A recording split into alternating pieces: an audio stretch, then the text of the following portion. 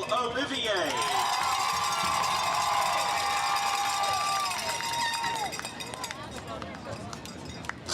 And now your roster for the Guardians.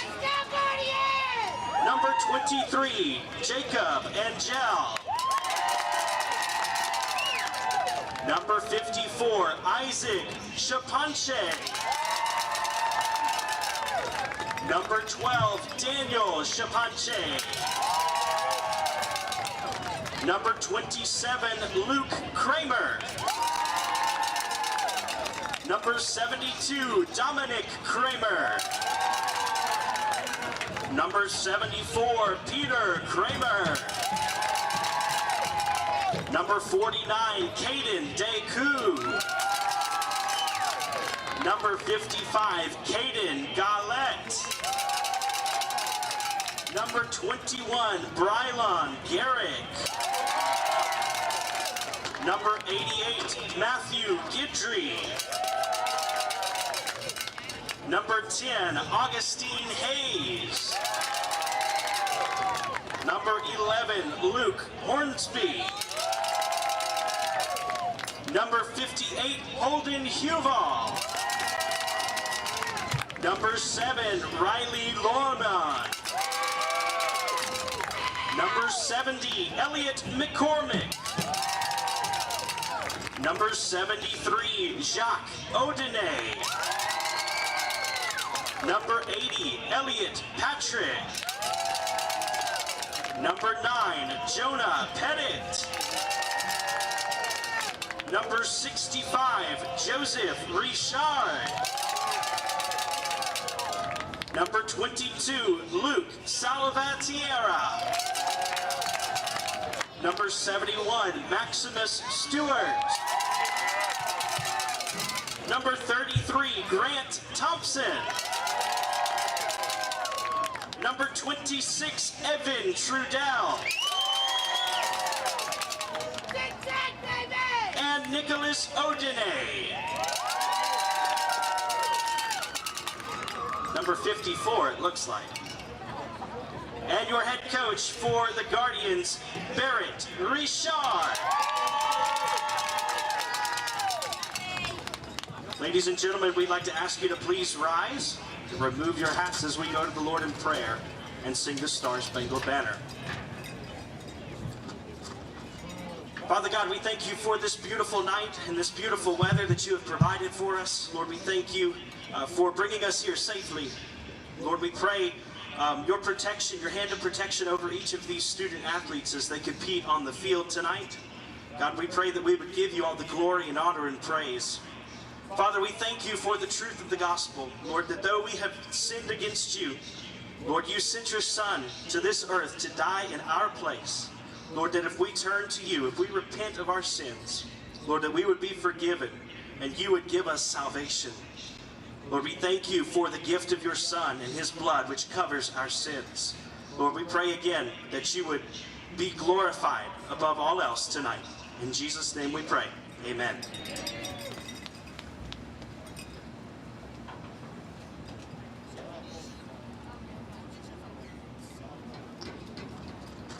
Oh, say, can you see by the dawn's early light what so proudly we hailed at the twilight's last gleaming, whose broad stripes and bright stars through the perilous fight o'er the ramparts we watched were so gallantly streaming, and the rocket's red glare of bombs bursting in air gave proof through the night that our flag was still there.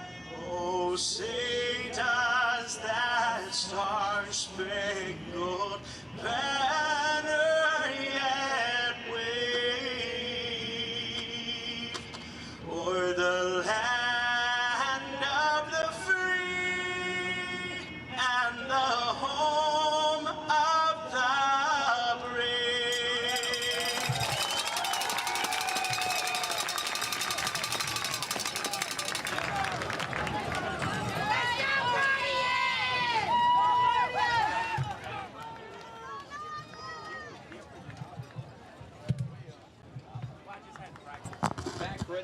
Back ready to go, and a tremendous job here by the ACEL PA announcer, Josh Bell. That's the 5th time that we've heard the anthem today, and I think it gets better each time that he does it. So hats off to what he does here with this program. And we're excited to get things underway. Again, Doug Gann alongside of Nick Magnano, Chuck Perkins, bringing you ACEL 8-man championship football.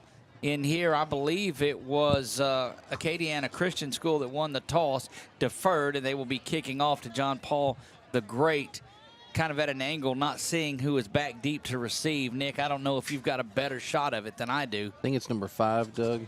So, number 5 for the Guardians, if it is. And it may not be. Might try again because I don't see a 5 on here. Let's see. Whenever he turns this way a little bit. So, could be number 9 as well. It could be. It looks like 9. Yeah, 9. Okay. So 9's going to be Jonah Pettit, who is back deep to receive then, if in fact it is. Look, you got to love it. This is similar to what you see over at LC with just the one-sided bleachers, because all the fans over here. So you've got both sets of cheerleaders that are here. You're going to just hear a lot of excitement over on this side of it. They'll play 4 10-minute quarters in this one to decide the 8-man ACEL state champion. We are 446 Sports and delighted to bring this to you. If you're watching tonight or watching later on after that, we appreciate you tuning in. Don't forget to hit that like and subscribe button. If you're watching via Facebook, give us a follow there. I think I've built up about all that we can, Nick. It's time to get this thing going. Yeah, Brandon Judice is the okay. Wow. False start on Nick. Yeah. Here as he was. I was thinking he was about to hit an onside kick that quick. That's probably coming later tonight. That's what I really like about this game is, I mean, you will see a lot of creative stuff. A lot of fun to watch. Whistle blows and we are underway. Kick is back and it is going to be received. He's got a tunnel lane all the way up the middle, hits the circle button, spins around, is going to be grabbed there around the 41-yard line and brought down. And that is where the Guardians will take over here. Yeah, Jonas Peltier with the tackle there on the return. Big shout out to the executive director of ACEL Athletics and Sandra Mero for putting all of this together. What a day it's been. A couple of games last night and back today. The clock did not run on that one, so they're going to stop and call up and get it corrected. They will hold. Well, both these teams we've seen on the kickoff now and coming out of the huddle that they run right up to the ball. Quarterback for John Paul the Great is Daniel Chapanche. Oh, I saw some movement on the left side there. On the right side, rather, of the line. You notice the way the game started last year, too. I think last year, the first 3 plays, there were penalties. Ball start there by the Guardians. See, getting Chapanche getting the play straight in from the coach, and we'll hustle back. And you'll see a lot of that, too, running back and forth to do that. Yeah, they put as many steps from the sideline to the huddle. Right. First down and 15 now from the 37-yard line. Chapanche is going to keep it, come out to this side, and he's going to do that a lot. Is drugged down. Good work out there. Number 7 is in on the tackle. Is that Caleb Broussard that's there? Yeah, and Chapanche with a 7-yard gain there on his first carry. Got back the penalty yardage plus a couple ball rests. The backside of the football sits at the 45-yard line, so make it 8 yards, second down and 8.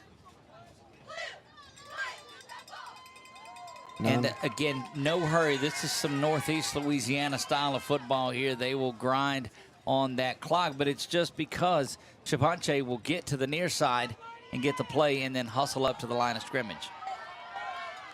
Tight formation there. That ball is going to go to the left back that is there. That is number 9, Jonah Pettit, and he is stopped at the line. So a big third down opportunity for this Lions defense. Yeah, it looks like they're giving them 1 there, Doug, and had 4 there from Malachi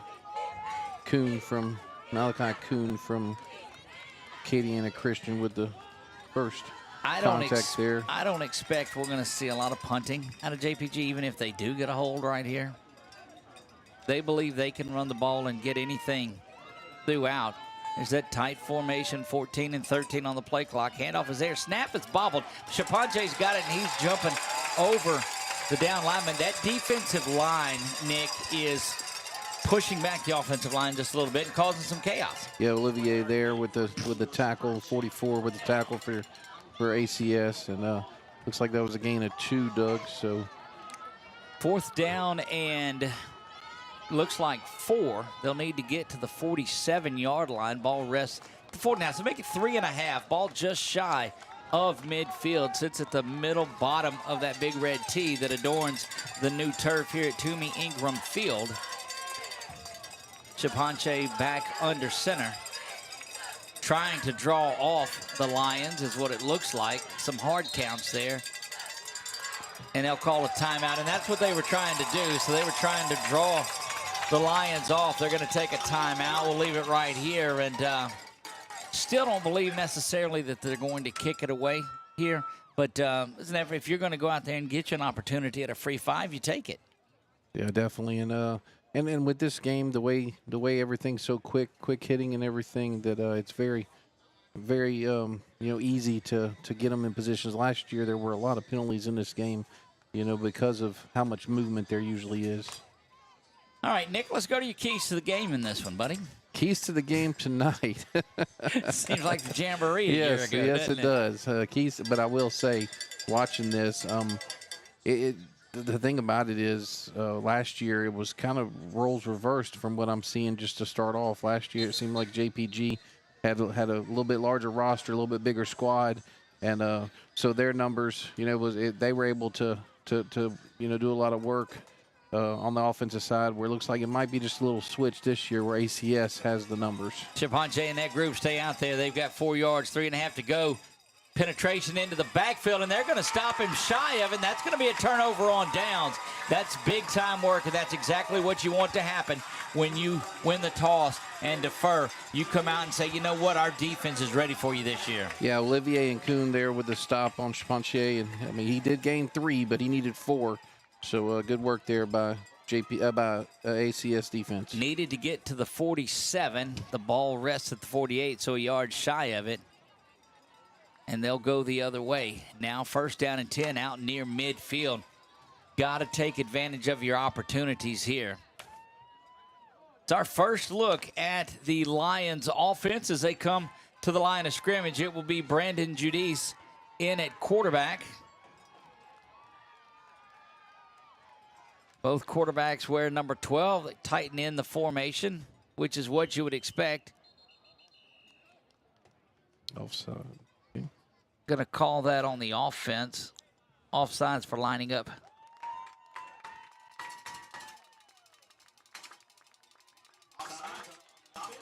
We don't often see an offsides called there.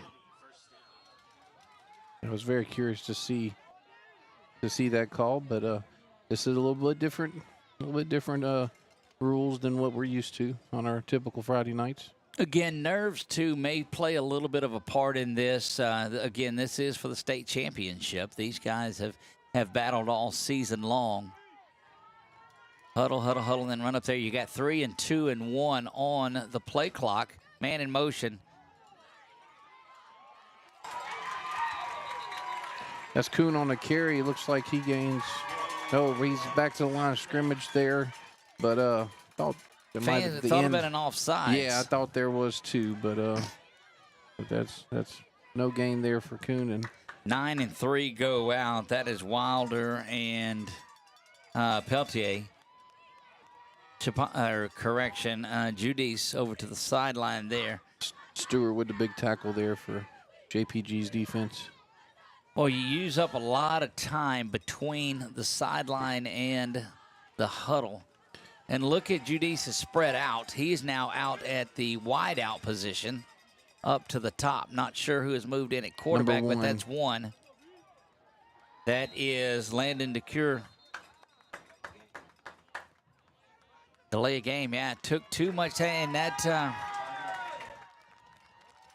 now is putting them way behind the sticks, and that's a very dangerous place to be. Doug, I mean, this is very similar to last year. Took a little bit to get going. Little nerves, little confusion, but part of the game. But towards the middle of the second quarter, it really started rolling. And look at him give a glance back to the play clock of where it was at as he was running in, did Judice. We'll see if they come out in the same formation, and they do. And that puts DeCure back in at quarterback. He is the senior.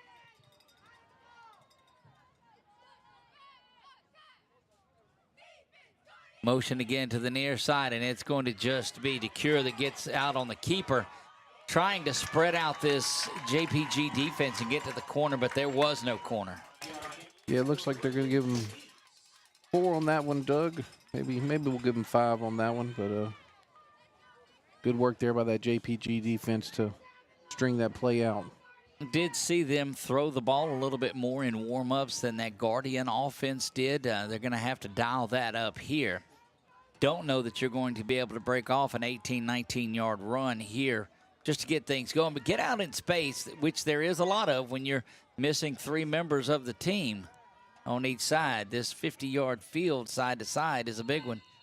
And looks like we're going to have motion against. Yeah, Doug, that's their 3rd penalty for 15 yards.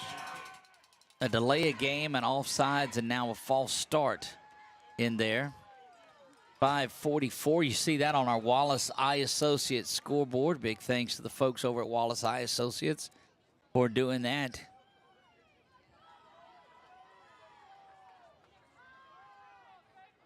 Tell you what, Chuck has a lot going on. Yeah, great setup here in just a matter of, 2.5, 3 feet.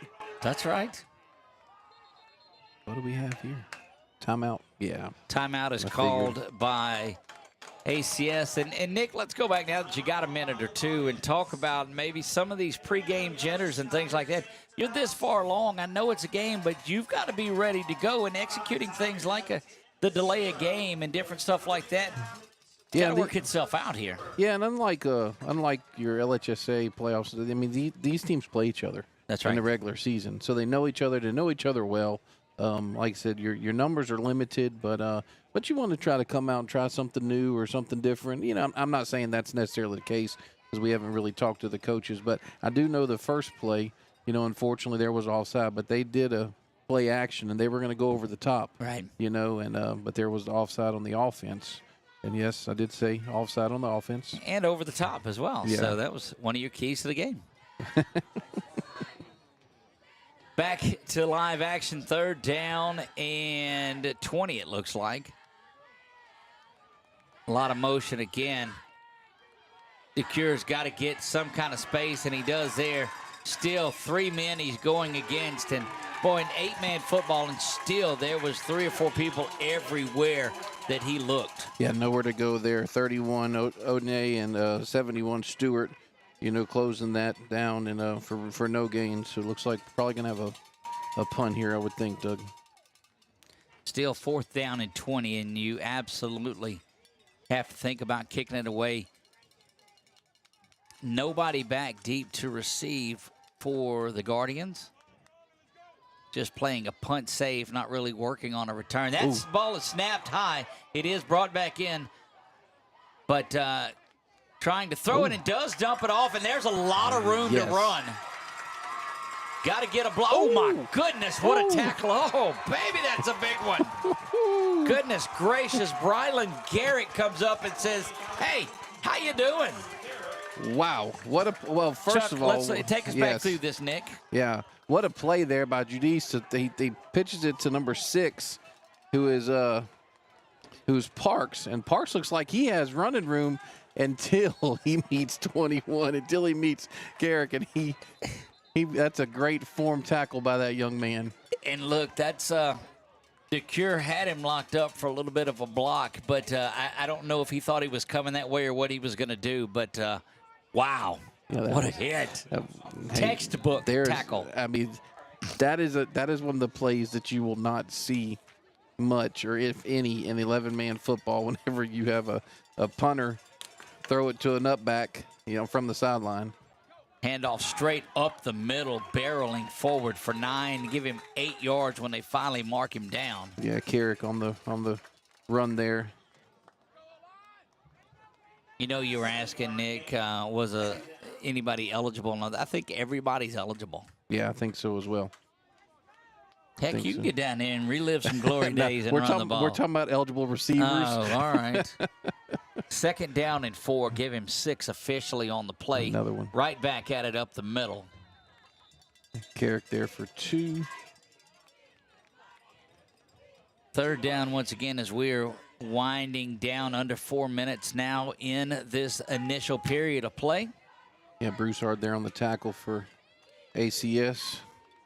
We're going 6 on that first carry for Carrick, huh? Instead of 8? Yes. Yeah, okay. These ACS folks made their way over here from the volleyball, set up to cheer on their Lions. Handoff right up the middle, and that's going to be a 1st down. They're finding a little bit of space right there up the middle, and that looked like number 9, Pettit, with the carry. Correct. 5-yard carry there right up the middle. And again, looks like Broussard, Caleb Broussard with a tackle. There's 2 Broussards on ACS. One on the basketball team or volleyball team that's not too shabby herself. Was MVP of the game today and MVP of the state, Kennedy Broussard. That'd be volleyball.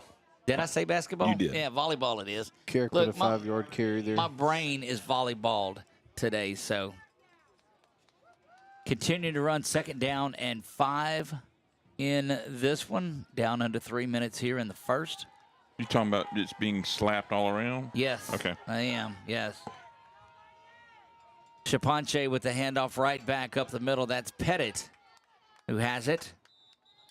And they're content to grind out 4 or 5 yards a pop. Our number 1 fan said, got the momentum, baby. Look, she's great. about. Yeah, she is. Doug, this first quarter has flown by. Flown, I don't know what. Been a long time since 7 o'clock this morning. Let me just tell you. 2:14, 2:13 on the clock. And 7 o'clock from last night when I finally went to sleep after that game was came early. 3rd down and 2.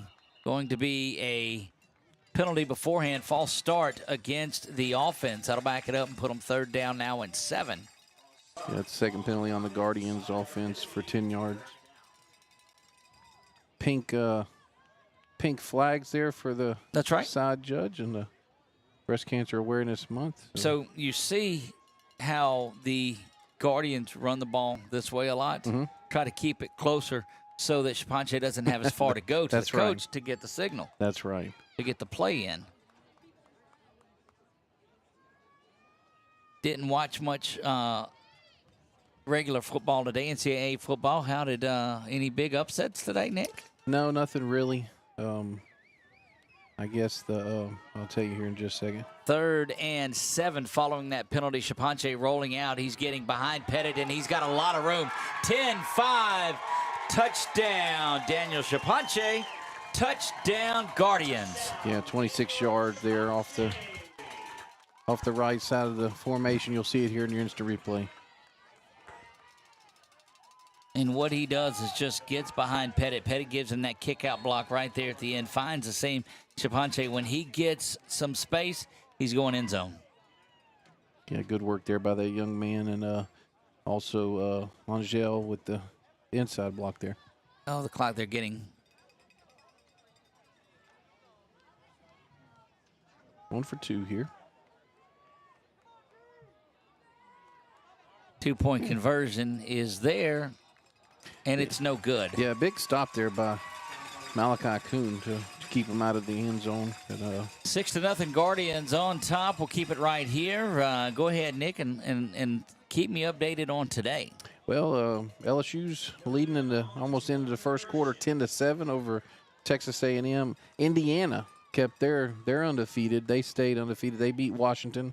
Last I saw that Texas was beating Vandy. Texas held on and beat Vandy in that one. So Alabama in a squeaker. Yeah, 34-0 there. But Missouri was missing a lot of starters, so that'll be LSU's competition here. Looks like Kansas over Kansas State right now, 7-0. And then let's see what else we had. Ohio State. Actually, it was a very tight game, 21-17, I think, with Nebraska. Oregon rolled again. They might be the team to beat. Of course, I know Ole Miss beat Oklahoma. Oklahoma held in pretty well. I'm not gonna. Well, look, Ole Miss seems to struggle. With this being a playoff system, though, it's not just a one game right. for the title anymore. That's right. You get a team like an Oregon that has to battle week in and week out in these playoffs, and it's going to be a different story. You are correct. You saw it with Washington last year. Washington won the semifinal and then did not do too well in the championship game. 6-0 Guardians lead this one, set to kick it off, and there is that little onside kick and falling right on it, being prepared for it. Number 6, that's Lane Parks. Look, all of these names that we've run across and from JPG and from ACS on there, and you get down to Parks, and I'm like, well, wait, how am I supposed to say that? But it's actually Parks. 1:06 left here in the initial frame on a beautiful Saturday evening in central Louisiana. We are on the campus of Tioga. Junior high actually is where the high school field is. Just you can see the high school out the right side of the press box where we're at. ACS needing to get some points here. I know it's early, but scoring against this defense is going to be a battle. Getting to the outside now, cutting back to the inside, spinning around and going to get near the first down. That, my friends, is number 22, Brent Henry. Yeah, Henry there for 10 yards. First, well, he's going to give him 8 yards there, but good work there and brought down by Maximus Stewart on the tackle for JPG.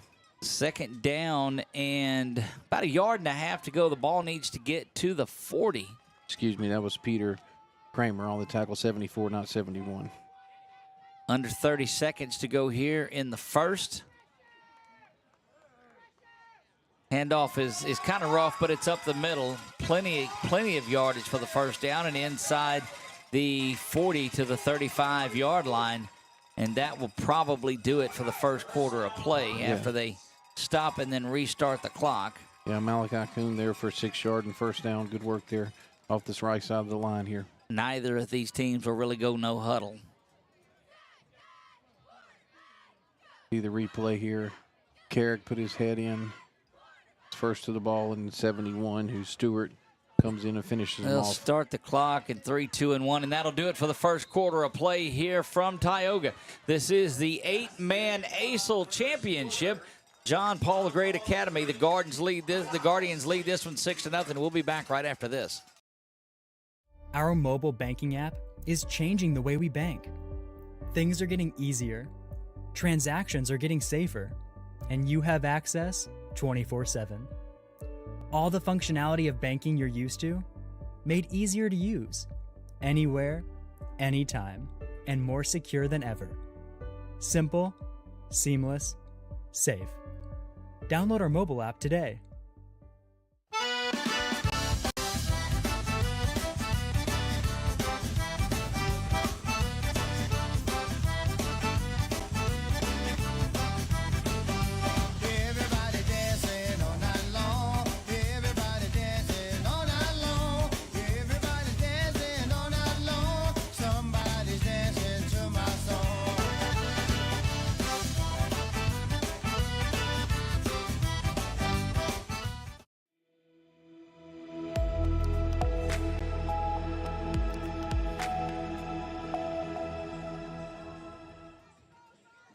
We are back to Tioga High School, 8-man championship football for ACEL.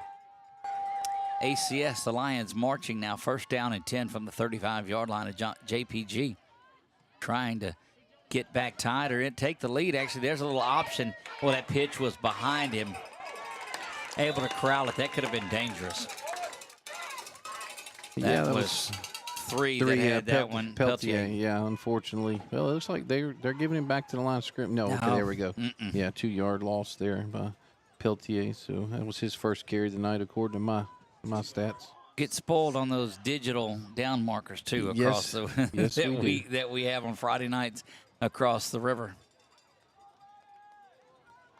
Tell Chuck they need to turn the Jumbotron on over there. That's what put the game on. Second down and 12 here from the 37-yard line. Back in motion it goes, but that's going to be Judy's that, no, that correction, that is DeCure that's in there at quarterback. Judy's comes split out wide. Yeah, DeCure, he gets 2 yards there, and Stewart grabbed the jersey, Maximus Stewart, and brought him back. But they're actually going to give him another 1.5 yards there, Doug, on that one. But that was a very good initial block by Kuhn over here. 3rd down now and a little over 10. It's a long 10, short 11. Ball needs to get down to the 25. Looked like somebody had a handful of jersey that pulled him and kept him from going much further after that big hole that was created. Look, we were watching that the replay of that Ash game, and one of them had JT by the jersey, and he was just carrying them. Back to pass now. DeCure looking down the field, got a man into the end zone, touchdown. Let's see if I can see who that is. Number 12. That is number 12. So he goes back to Brandon Judice. Touchdown, Brandon Judice. Touchdown, Lions. Let's look at it again. And both of these quarterbacks have done a great job of hanging in there to the last minute, because he's under a lot of pressure from 71 of the Guardians. Takes a hit at the end of it, but throws that one right on the money over 2 defenders. That was number 71 that was bearing down Maximus Stewart, unable to get there.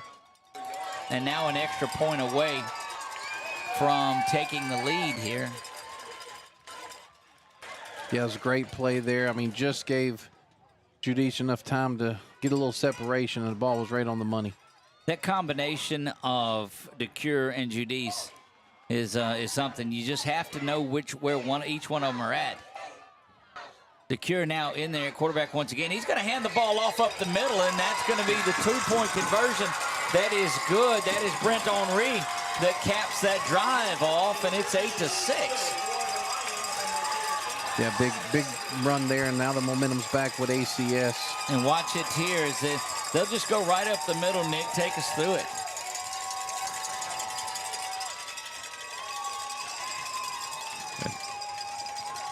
Took a little while to start, but yeah, just great push. Number 4, Kuhn with a block, and then the young man meets him at the line, but he had the momentum. 44 there. Also, Olivier with a great block on the inside. So good work there by ACS.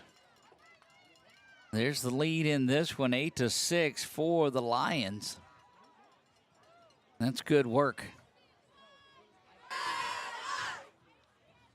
Going toe-to-toe with JPG in this one, and what a battle. And Nick, you look at it too, the numbers are down. Normally you look around there and saw, I won't say double that on the sideline, but you saw a lot more. Yeah, for JPG for sure.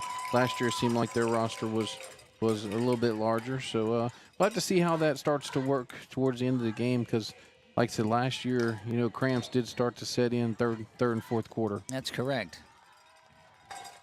Which is why I would expect these guys to use all, especially with the score close, use all of the 25-second clock. And they go running up to the ball once again when they break that little muddle huddle. 8:16 to go until halftime. Putting a foot in that, and it goes off the right side and going down at the 41-yard line. Yeah, Matthew Guidry there with the return, or with the, not the return, but gets down on the ball, and that was a very dangerous play there for JPG to recover. John Paul, the great academy, very effective on their last drive. Timeout is taken, it looks like, by the Lions here. We'll leave it right here. That's their second timeout, Doug. Of the second timeout. We got 8 minutes to go until halftime. Yeah, Doug, talking about the ACEL group.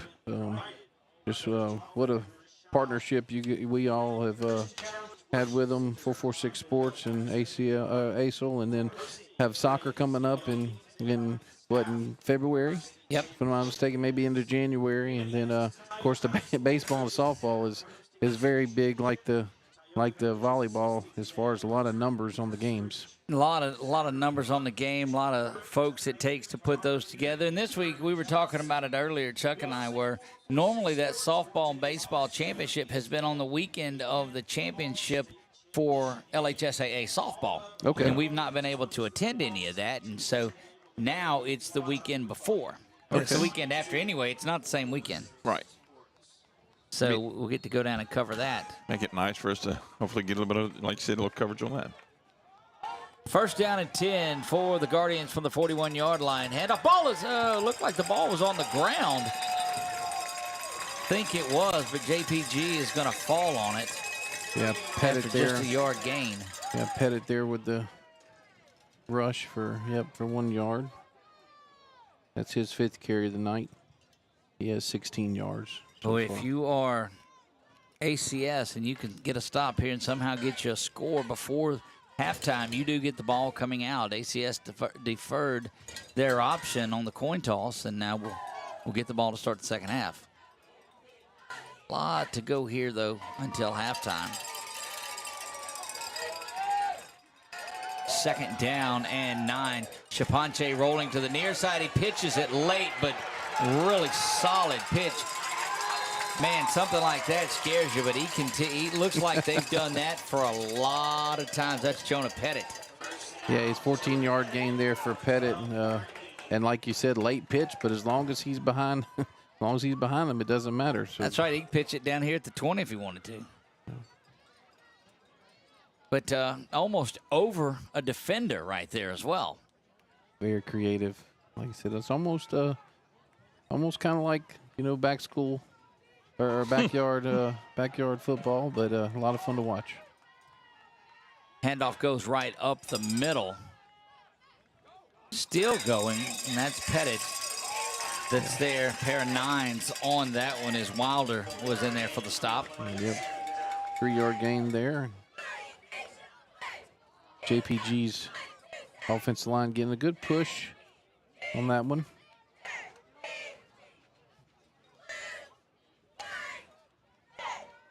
Hustling up to the line, they go after that 3-yard pickup. Second down and 7. Handoff goes right up the middle, and he's off to the races.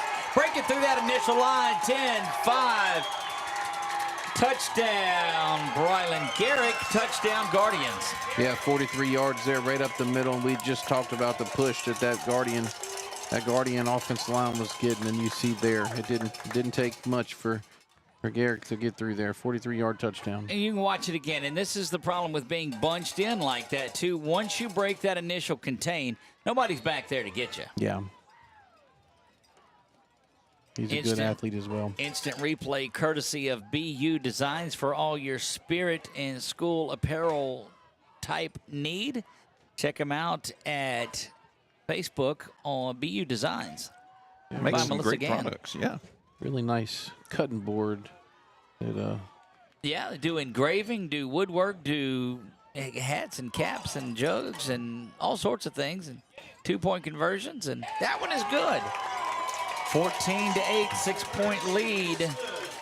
We'll be back in 30 seconds. You're watching ACEL 8-man state championship football right here on 446 Sports. In Central Louisiana, you might see me at the ballparks or soccer fields, or we might cross paths at the grocery store. I'm your local Farm Bureau insurance agent, your local expert when it comes to protecting what you love and depend on. I'm Jason Hall. Learn more about how Farm Bureau Insurance can save you time and money.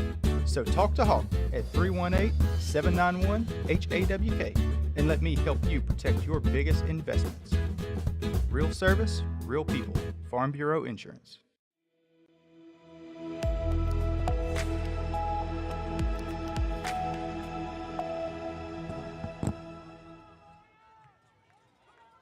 Back to Tumey-Ingram Field we go. JPG, the Guardians of John Paul the Great Academy. Back on top, 43-yard run. Nick kept that drive off for us. Yeah, I mean, just the really nice pitch, late pitch for the first, 12-yard gain there, and then, boy, he busts a 43-yarder up the middle. Set to put a foot into this one right up the middle, and a good catch right there at midfield. I think that was Wilder, number 9, wasn't it? Yeah, Wilder. I mean, almost kicked it right off his chest, trying to see if he could make it come out of there. Yeah, defensive linemen, of course, they do a little bit of everything, don't they? Indeed. Good work there by that young man. 6:42 until halftime. Ball rests at midfield. Best starting position. It's not been terrible for either team tonight. course, we've seen a lot of squibs and onside sort of kicks. Yeah, and I don't want to jinx them, Doug, but the penalties have subsided since the Oh, way to go, Nick. since the first drive of each one of these teams. That was the flag. I hear a oh crud coming. Going into motion. It's going to be kept there. Again, big time up the middle. That is DeCure. That's off and running, and a lot of success at quarterback by that young man. Yeah, 14-yard gain there. And we thought Judice was going to be the starting quarterback, but and he did start at quarterback, but only, I think, played a couple of plays there before he got split at wideout. Yeah, we had thought Judice was there, but he was the recipient of that touchdown grab earlier. yes. Split out to the near side. Looks like number 7. Is it Broussard? They go in motion to the far side is Henry. Handoff's going to go off the left side. Banging forward, continuing, but a flag comes in late. Looks like it's going to be a hold to the tail end of the play. Personal foul face mask is what it is, and that's going to move the chains. Yeah, so 8-yard gain there by Kuhn, if I'm not mistaken. Yeah, 8-yard gain there by Kuhn, and then they had a 15-yard penalty on top of that.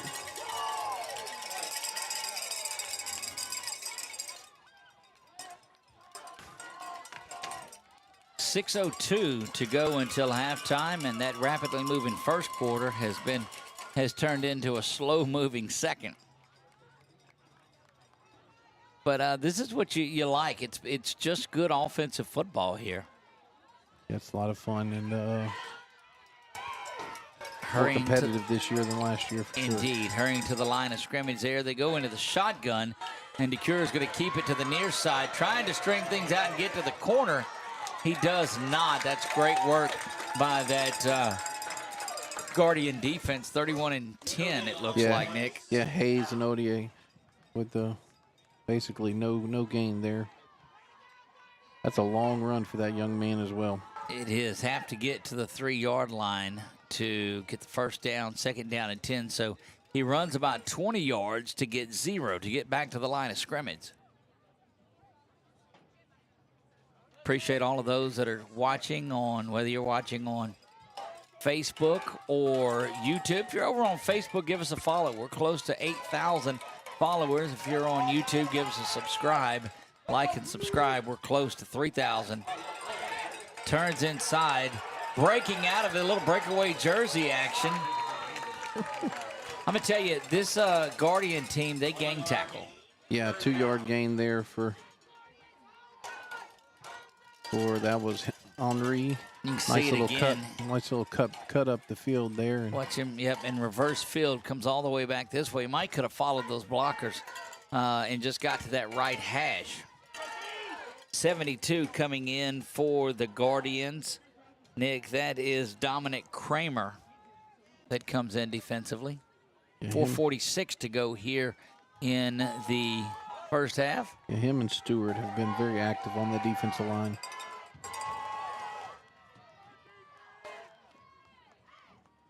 Snap is back, and they're going to throw it. He's wide open again. Oh, just misses him. My goodness, wide open on that one. Yeah, he snuck right out the 22 is Henry. He snuck right out the backfield there. And, sometimes those are the hardest ones to throw, Doug, but he was getting pressured. There was a lot of pressure on that young man as well. Get a little spoiled on Friday nights because the level of quarterback play that we've seen in District 2-5A among a number of teams has just been solid. Timeout here for JPG. We'll take it with them. We'll be back in 30 seconds. You're watching ACEL 8-man championship football right here on 446 Sports. I just haven't met you yet.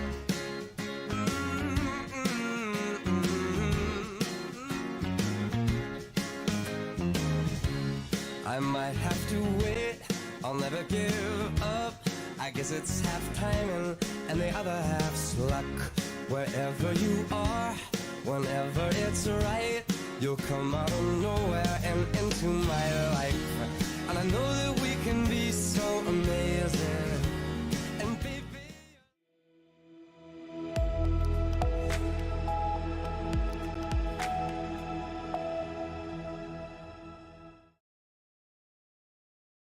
to Tumey-Ingram Field here in the heart of Tioga, Louisiana. I am Doug Gann alongside of Nick Magnano, Chuck Perkins, and 14-8.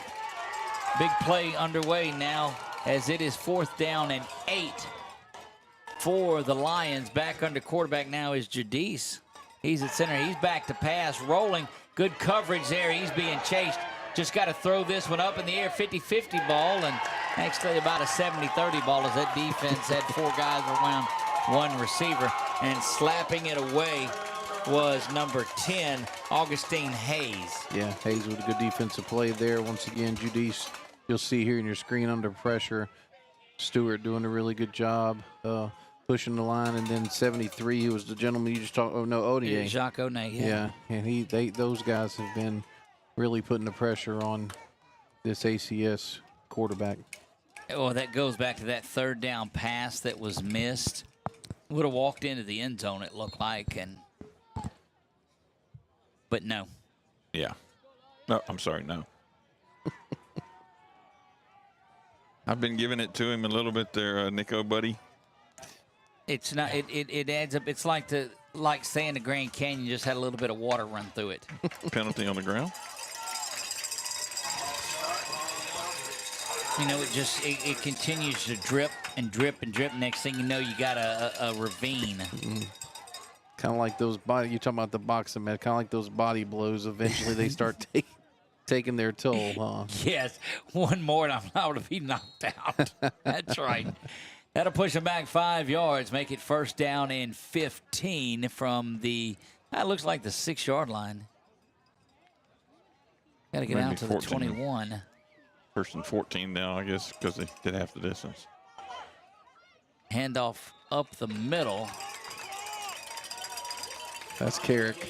Well, you're in scoring position anywhere you're at on the field. If you are this Guardians team, you know how tightly they force the defense to bunch in.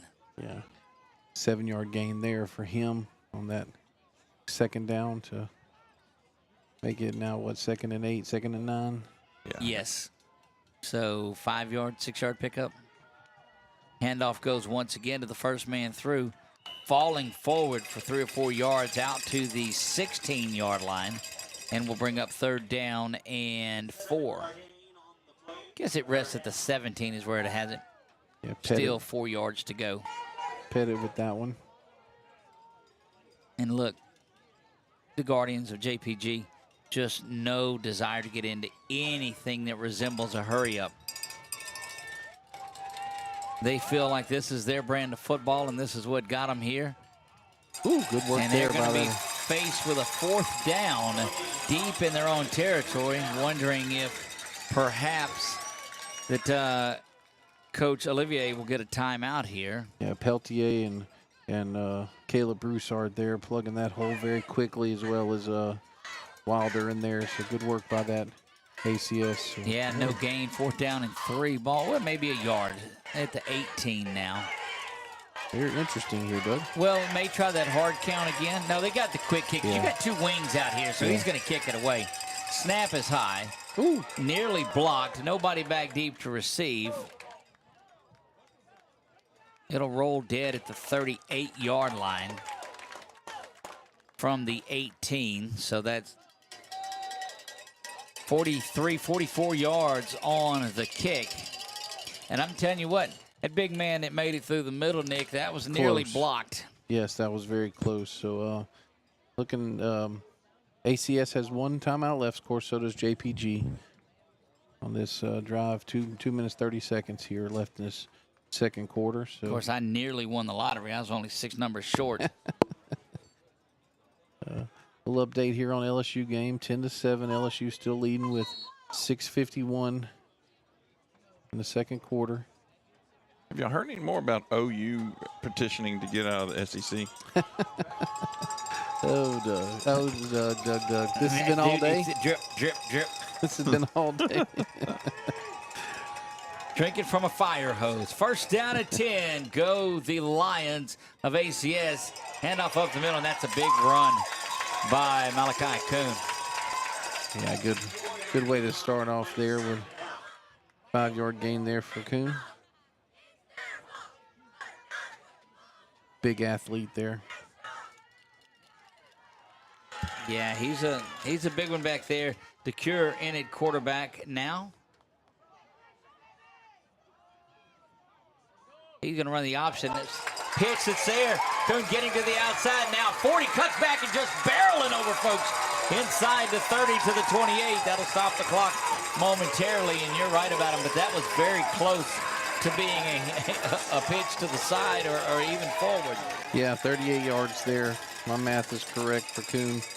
So we're going to call it a rush, but it could have easily been a pass, a reception, huh?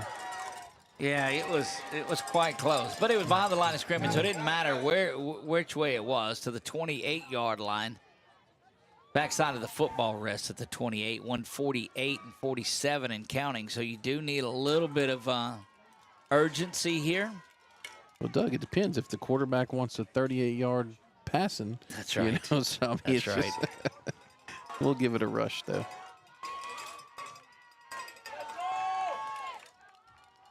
$14 and 13, and there's going to be offside.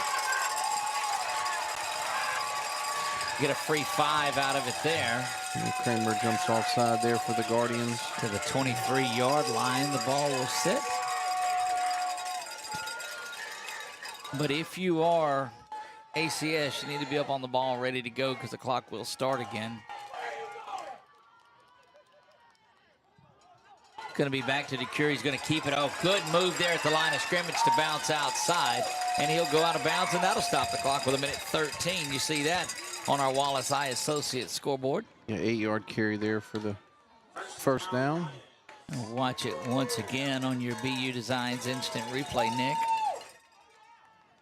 Watch the move he makes there. He's got it at the line of scrimmage. Stop. Let me Barry Sanders jump cut this and get to the outside. Yeah, nice run there, and good vision there from that young man. 1:13 to go here until halftime. This is a big, big series for ACS. Remember, they do get the ball to start the second half. Run right up to the line of scrimmage.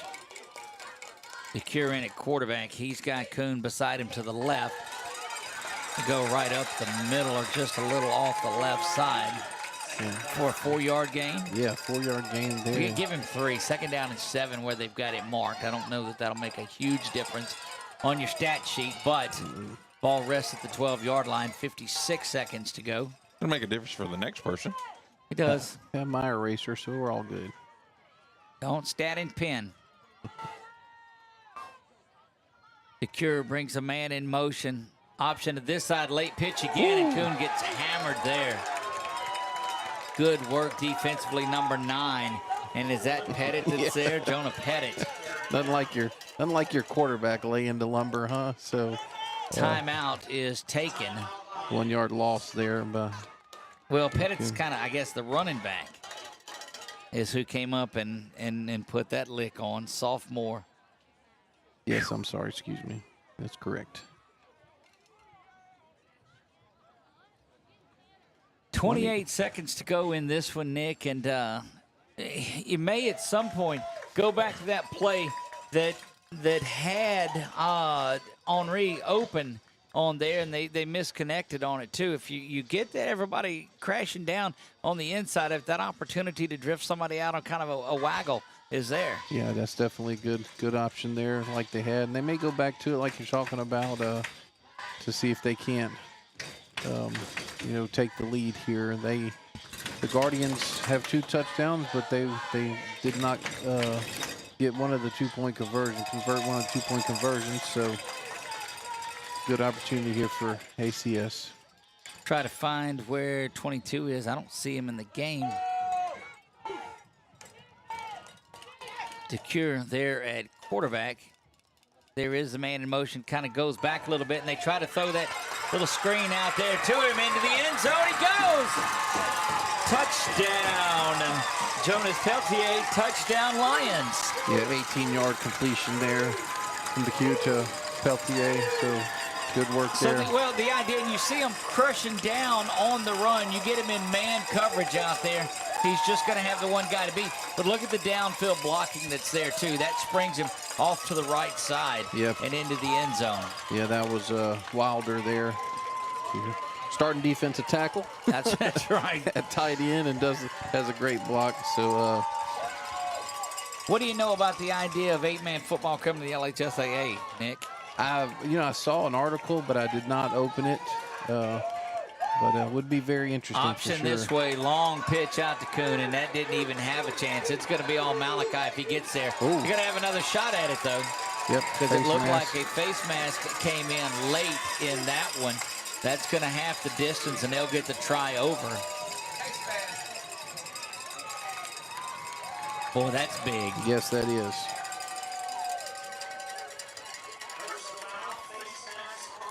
So half the distance to the goal line. They will get the try over.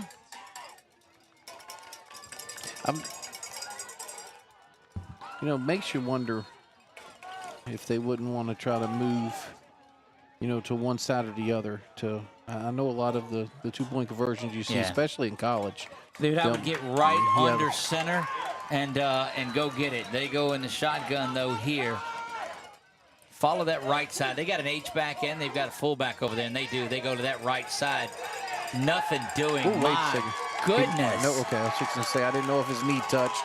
I don't think his knee touched, Doug, but we might be able to see that on replay. But pleading his case. Let's go back in and look at it, Chuck, if we have the opportunity to. You watch right here. I could be wrong. Let's see. Yeah, but no, he never went. Yeah. Yeah, but he's shielded. He doesn't see it. Yeah, he's shielded, so it's unfortunate for him. There's nothing that side judge can do because he was kind of blocked from the play, but we had a good angle. I guarantee you, though, if you'd have talked to Coach Olivier about this and said, "Hey, we're going to get it's 14-14 at the half. You good with that?" Every day. You have 26 seconds left here, and see what they choose to do because, JPG is dangerous. Indeed, they are. You got to find some way to get it over that initial line of 7 guys that are there within, 5 yards of the 50 or so. And, Doug, I don't know the team stats for ACS, but that's both touchdowns are on pass plays, on completions. A lot different than last year from what I can remember. Does put a foot into this one and sends it down. Just like we talked about, that ball's rolling around down to the 10-yard line. Got to get some pressure, and they do. And that's just about as perfectly executed of a kickoff as you can get, and they needed it right then. Yeah, 3 seconds run off the clock there, so I'm sure. That ACS is going to be very pleased with that. Indeed, they will. 22 yards. And look, you've just got to be careful of not letting a big play happen right here. You've got this game right where you want it if you are Acadiana Christian, but you know that JPG is looking to score right here. And they can do it from anywhere on the field. Yes, they can. They bunch in tight. Shapanche will roll out to this side, and he's going to try to do it himself. Looking for the sideline and the clock stoppage. Tiptoes a little bit out to the 35. Now they'll mark him into 30 where he stepped out. Yeah, does move the sticks and 11 took yards off there, yeah. And took off seven seconds off the clock. It's a good first down run. Just now kind of open, gives you a few different options here if you want to go after it.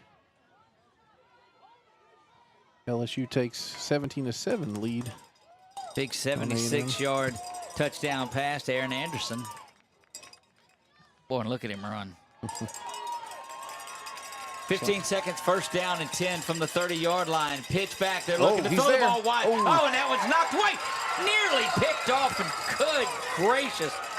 Jackson Olivier was right on it. Yeah, I'm trying to see number 5.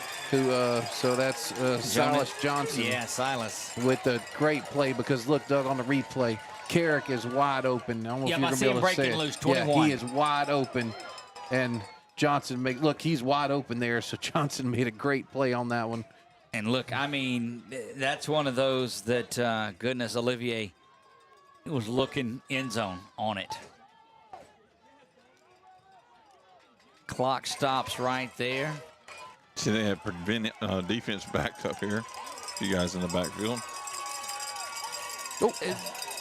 Banging around there and slung down. And this is about as fine of a way to end a half as you can. And look at Wilder come out of there. Wound up. That's going to do it for the half. What an exciting first half of football.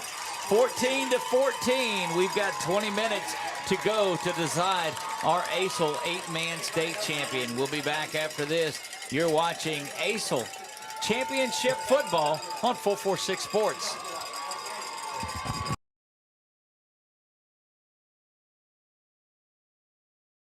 Hi, I'm Kimberly Harrell, Certified Residential Appraiser. I am currently a leading provider of appraisal services for mortgage lending, employee relocation, estate planning, and community property settlements. My experience in real estate over the past 13 years and currently serving as president of the Greater Central Louisiana Realtors Association has given me a clear understanding of the real estate world and the ever-changing market we live in today. For any of your valuation needs, give me, Kimberly Harrell, a call. Are home problems turning your life upside down? Trust Southern Air Cooling, Heating, and Plumbing to save the day. From keeping you comfortable to plumbing repairs and even generators, we do it all. Southern Air Cooling, Heating, and Plumbing, your one-stop solution for AC, plumbing, and generators. If you need us to save the day for you, call Southern Air Cooling, Heating, and Plumbing or visit us online at southernairnow.com. Wherever you are, you're there for a reason. You shouldn't have to make a trip to the branch to deposit a check. Skip the trip and use our mobile app to easily and securely deposit checks right from your phone. Day or night, wherever you are, or whatever you're doing. Download our mobile app today. I just haven't met you yet.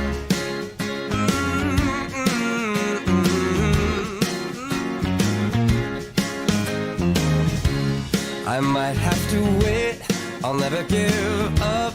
I guess it's half timing and the other half's luck. Wherever you are, whenever it's right, you'll come out of nowhere and into my life. And I know that we can be so amazing. And baby... Yeah, so what happened out there tonight? We struck out at home with leftovers, then we remembered walk-ons. What effect did the situation have? Spirit soared. Nick took on a burger. Jen obliterated her ribeye po' boy. And speaking of spirits, Laura even scored a real tasty cocktail. She needed that. Any lessons learned today? Yeah. Head straight to walk-ons. Scratch-made dishes, wall-to-wall TVs, craft beers, and cocktails. Walk-ons for the win.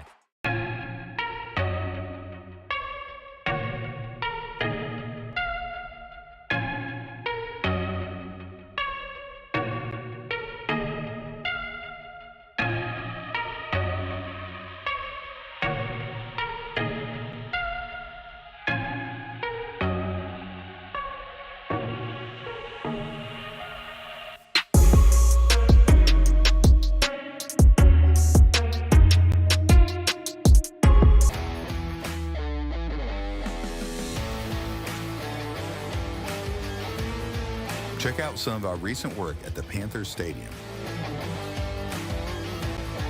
In addition to custom signs and banners, we also handle custom trophies, custom awards, custom vehicle wraps, and more. Give us a call. We handle projects large and small.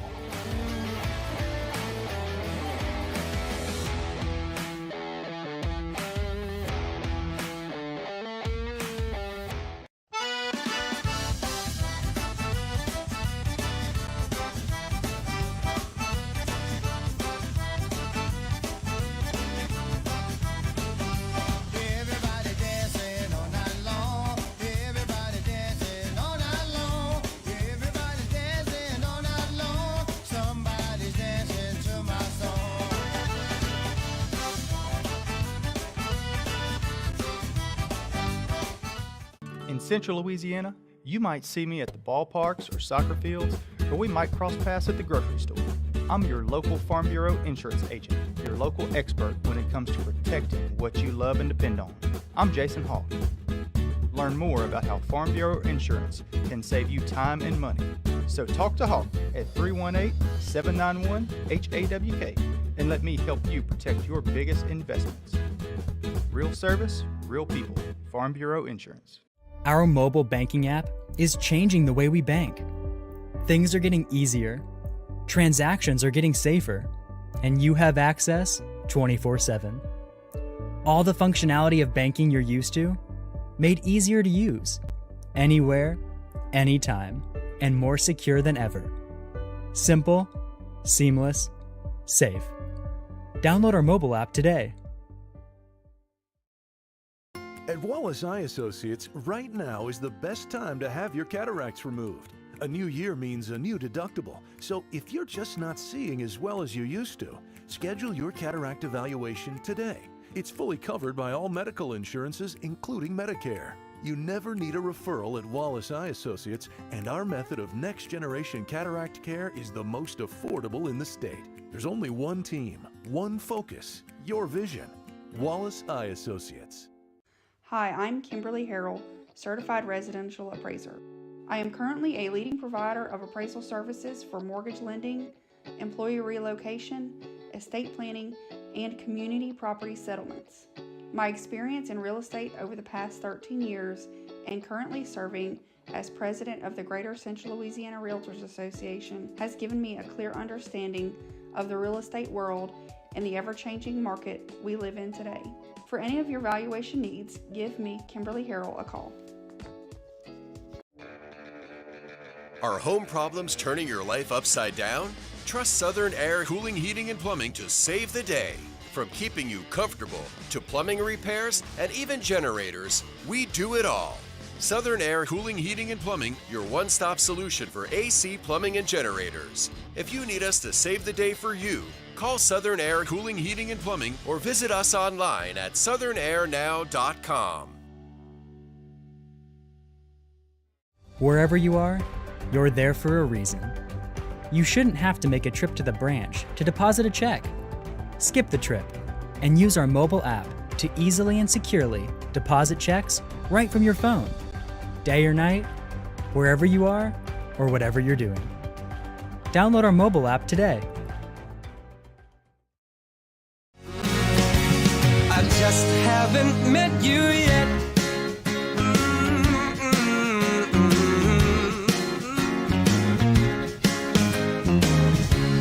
I might have to wait, I'll never give up.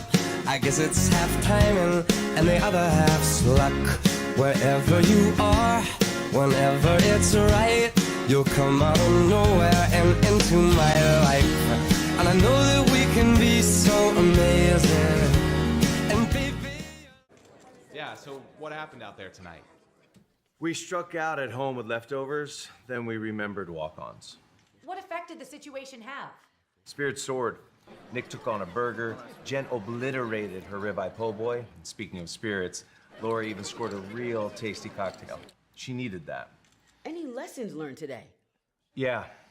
Head straight to walk-ons. Scratch-made dishes, wall-to-wall TVs, craft beers, and cocktails. Walk-ons for the win.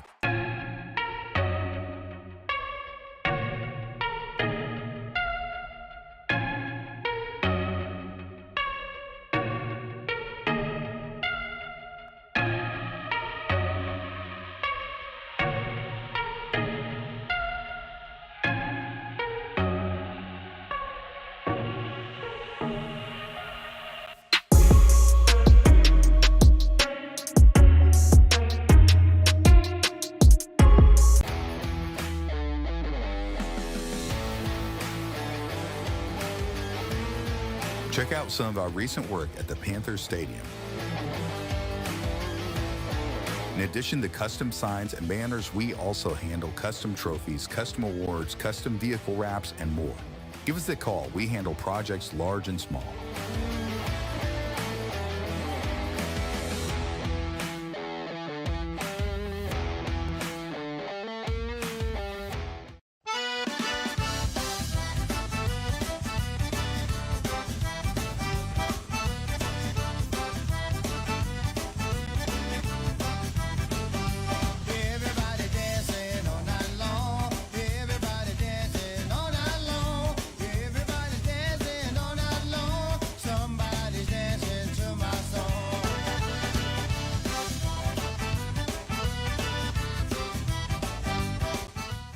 In Central Louisiana, you might see me at the ballparks or soccer fields, or we might cross paths at the grocery store.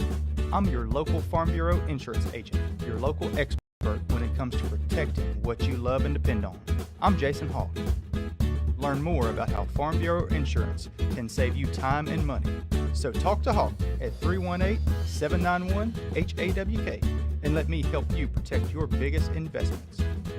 Real service, real people. Farm Bureau Insurance. Our mobile banking app is changing the way we bank. Things are getting easier, transactions are getting safer, and you have access 24/7. All the functionality of banking you're used to, made easier to use, anywhere, anytime, and more secure than ever. Simple, seamless, safe. Download our mobile app today. At Wallace Eye Associates, right now is the best time to have your cataracts removed. A new year means a new deductible, so if you're just not seeing as well as you used to, schedule your cataract evaluation today. It's fully covered by all medical insurances, including Medicare. You never need a referral at Wallace Eye Associates, and our method of next-generation cataract care is the most affordable in the state. There's only one team, one focus, your vision. Wallace Eye Associates. Hi, I'm Kimberly Harrell, Certified Residential Appraiser. I am currently a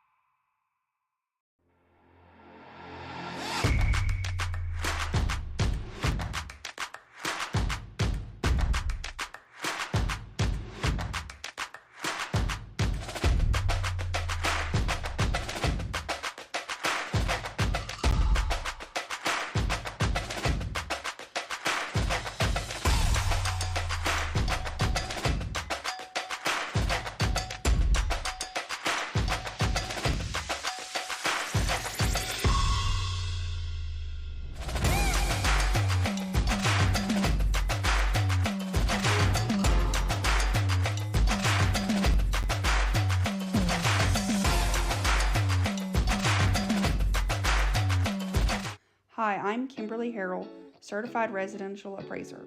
I am currently a leading provider of appraisal services for mortgage lending, employee relocation, estate planning, and community property settlements. My experience in real estate over the past 13 years and currently serving as president of the Greater Central Louisiana Realtors Association has given me a clear understanding of the real estate world and the ever-changing market we live in today. For any of your valuation needs, give me, Kimberly Harrell, a call. Are home problems turning your life upside down? Trust Southern Air Cooling, Heating, and Plumbing to save the day. From keeping you comfortable to plumbing repairs and even generators, we do it all. Southern Air Cooling, Heating, and Plumbing, your one-stop solution for AC, plumbing, and generators. If you need us to save the day for you, call Southern Air Cooling, Heating, and Plumbing or visit us online at southernairnow.com. Wherever you are, you're there for a reason.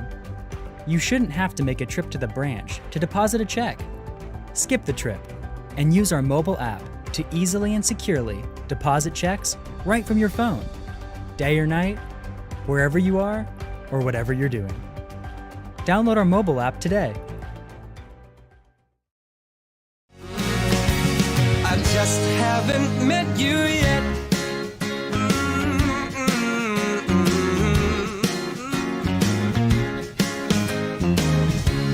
I might have to wait, I'll never give up. I guess it's half timing and the other half's luck. Wherever you are, whenever it's right, you'll come out of nowhere and into my life. And I know that we can be so amazing. And baby... Yeah, so what happened out there tonight? We struck out at home with leftovers, then we remembered walk-ons. What effect did the situation have? Spirit soared. Nick took on a burger. Jen obliterated her ribeye po' boy. And speaking of spirits, Laura even scored a real tasty cocktail. She needed that. Any lessons learned today? Yeah. Head straight to walk-ons. Scratch-made dishes, wall-to-wall TVs, craft beers, and cocktails. Walk-ons for the win.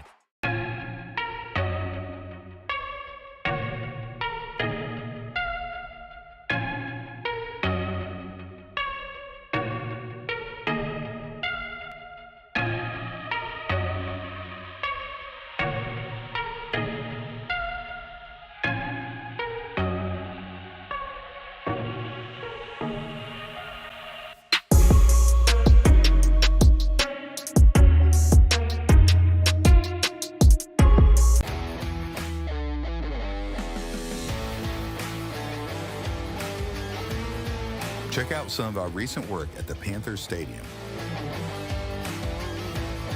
In addition to custom signs and banners, we also handle custom trophies, custom awards, custom vehicle wraps, and more.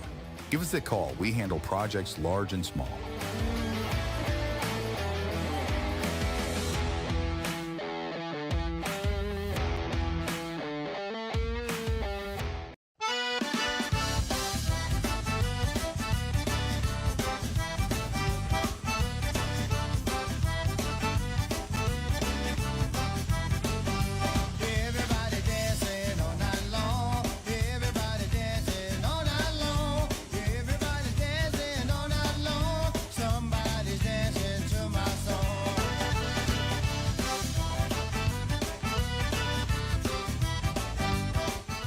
In Central Louisiana, you might see me at the ballparks or soccer fields, or we might cross paths at the grocery store. I'm your local Farm Bureau insurance agent, your local expert when it comes to protecting what you love and depend on. I'm Jason Hawk. Learn more about how Farm Bureau Insurance can save you time and money. So talk to Hawk at 318-791-HAWK and let me help you protect your biggest investments. Real service, real people. Farm Bureau Insurance. Our mobile banking app is changing the way we bank. Things are getting easier, transactions are getting safer, and you have access 24/7. All the functionality of banking you're used to, made easier to use, anywhere, anytime, and more secure than ever. Simple, seamless, safe. Download our mobile app today.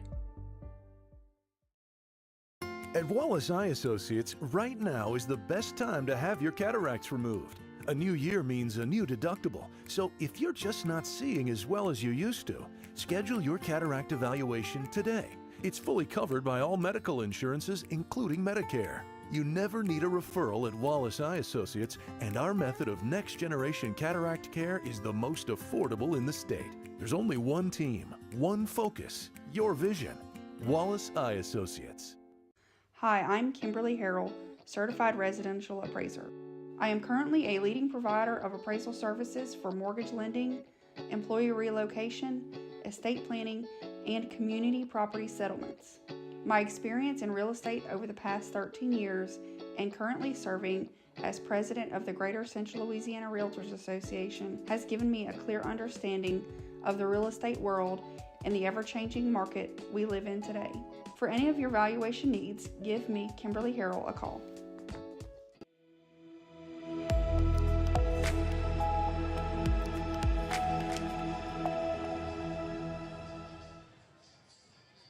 Welcome back to the second half here in the ACEL 8-Man State Championship. This has been a good one. John Paul the Great Academy, the Guardians 14, Acadiana Christian School Lions 14 as well. Much different game than last year. Got two 10-minute quarters to decide things here. And Nick, your thoughts on the first half? Yeah, exciting play.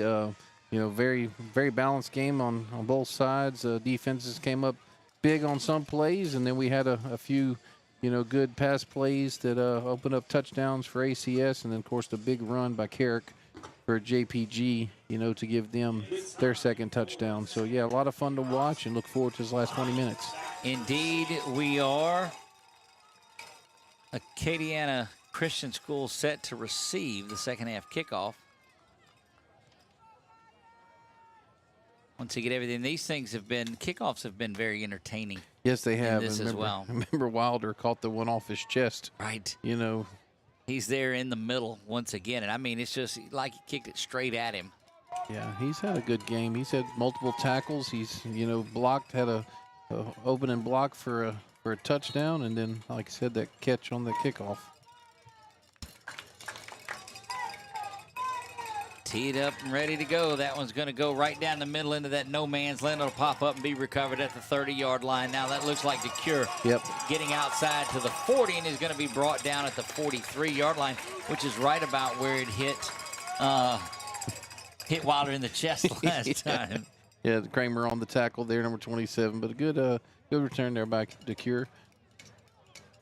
See what gets going on this one. A couple of passing touchdowns now here for this Lions team. Eager to see the roster sizes, Doug, how that starts to affect JPG in this second half.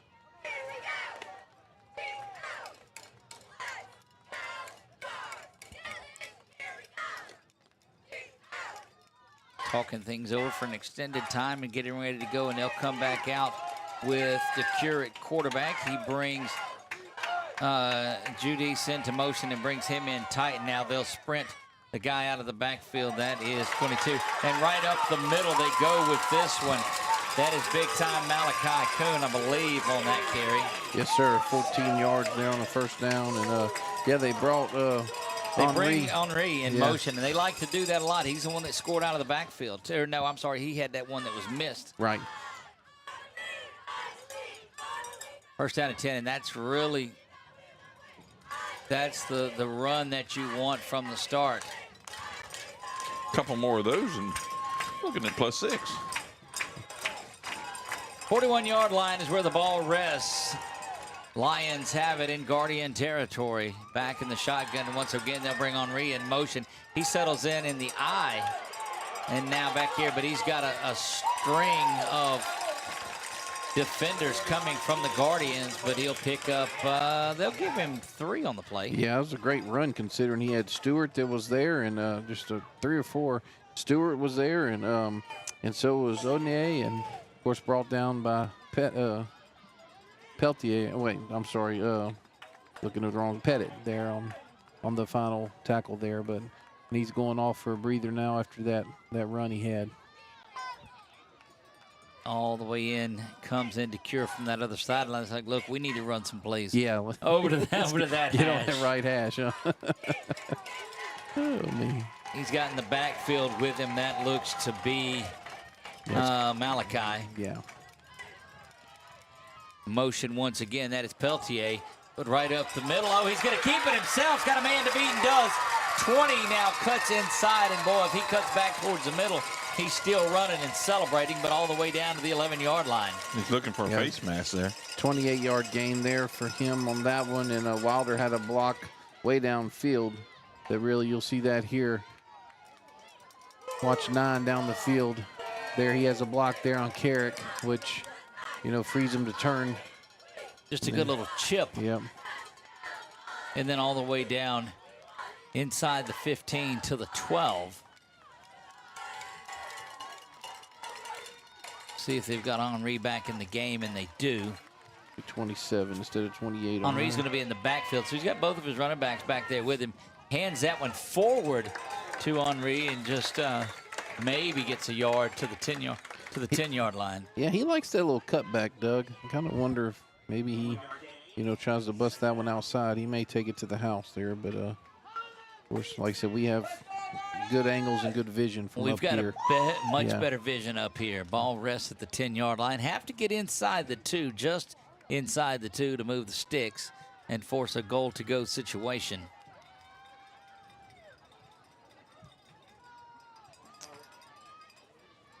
And they're, they use every second of this play clock, so maybe.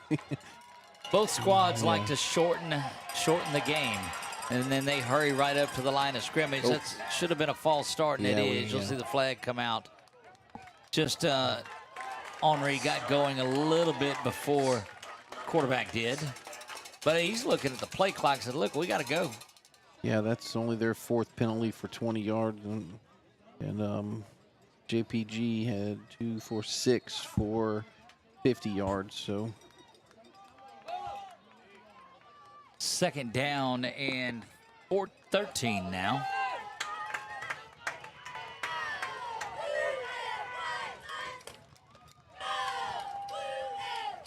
Snap is back there. Going to come this side, and that's that pitch from behind it. We knew that they've been working on that, had the Guardians for a while now, because they disrupt that option play. And Chuck, run that back for us if you can. Oh, yeah, he causes the fumble and recovers the fumble. 73, watch here, Doug. Just blows up the middle of the field. There, look, he gets the little contact there. Maybe he didn't get his hand on the ball, but at least he caused enough distraction to get him there. So that defense of the Guardians survives that one. See what the D from the Lions has in store here. Just a couple of yards, and this is that falling forward that you see. They never stop grinding, do either of these running backs. Yeah, Kuhn and Peltier on the tackle there for 2-yard gain for JPG.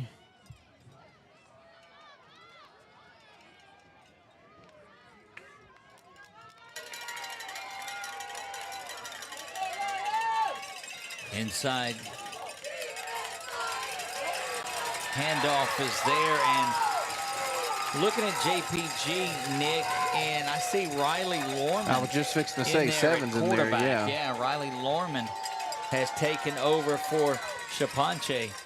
Don't know if that's maybe to try to get something going, or if Shapanche is moved out to a different position. We'll have to look and keep an eye out for 12.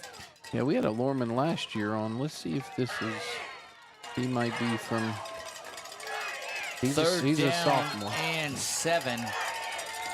False start. And this JPG offense going backwards now. Lorman comes over to get the play from Coach Richard. Have you seen Shapanche?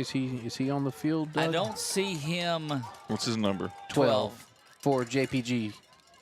It'd be right in front of us somewhere. I don't see him on the field unless that's him towards the front part of the huddle. It is. No, it's 72. Okay. Yeah, he's not snapping, I don't believe. timeout is called by JPG, and they're just struggling to get things going. We'll take this opportunity. We'll leave it here. We'll look around and see if we can see Shaponte. I didn't see him at the end of the first half go down, but I don't think I see him out there, Nick. Yeah, me either. I don't. Maybe he's on his way to Quibido's to get something to eat. Right? Yeah. Hopefully it's nothing serious. Didn't go down and do my sideline my halftime. Right. Get to your get that report. update. Yeah. So it's first time out for JPG in the second half, and they had like I said, a big defensive stop, got the momentum here, but the 3rd and 8. Third and 8 is gonna be very big here, Doug.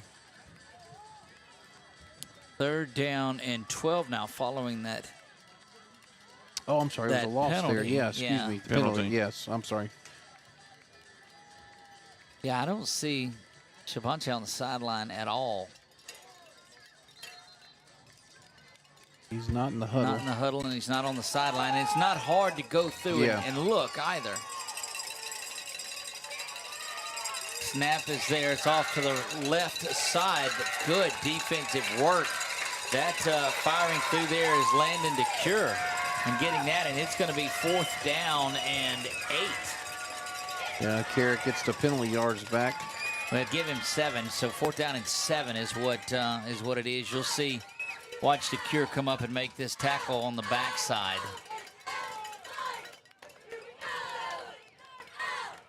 Nobody back deep to receive, so they'll get this kick and get it away, and it'll just spiral and roll and take a good bounce.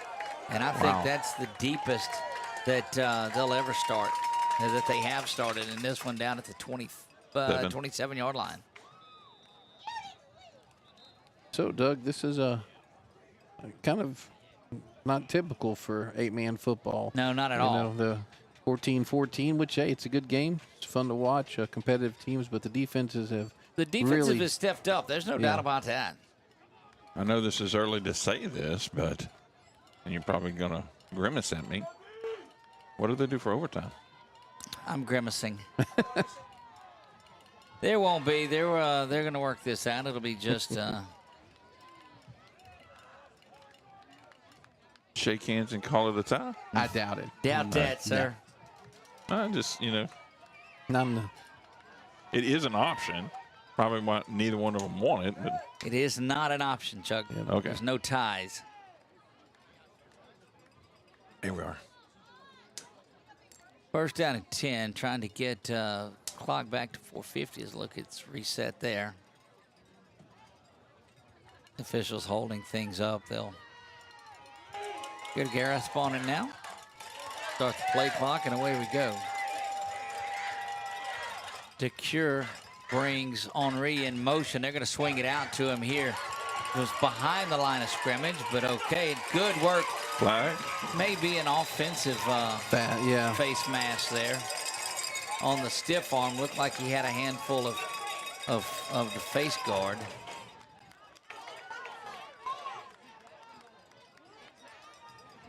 If it is, that's a call you don't see made often.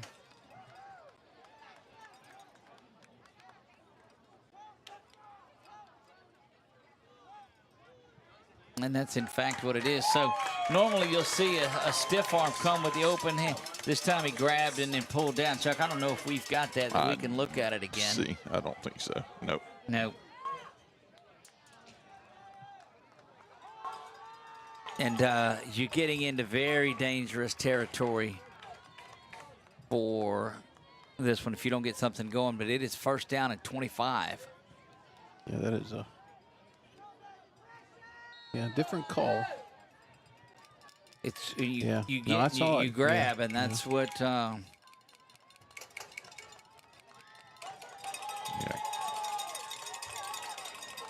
And that pass was behind the line of scrimmage. It was lateraled, but still complete. But it's another one of those. Oh, here Looking we go. for the throwback. Sending DeCure down, and he's going to pull up and grab that one. Well, that was Look, let me tell you Got something. an injury on the field. It's cramping Cramp, up, yeah. but the guy from John Paul the Great Academy is there stretching the leg out. That's just good. Yeah, Doug needed 25, and looks like they're going to give him 23. 22, 23, yeah. 22 on that one, so good work there. And it was very good coverage. You know, he just didn't get his head around, unfortunately. But the work of being able, Chuck, I don't know if we have it. No, we don't. But his ability to move around and evade the tackle and then set something up. And DeCure, no shame in that, my friend, cramping up after the game that's being played out there. He has a 22-yard reception now. 22-yard pass from Judish. 2nd down and 3. So 22 yards on it, and boy, that gets you out of a trap now. Short and 2nd and short.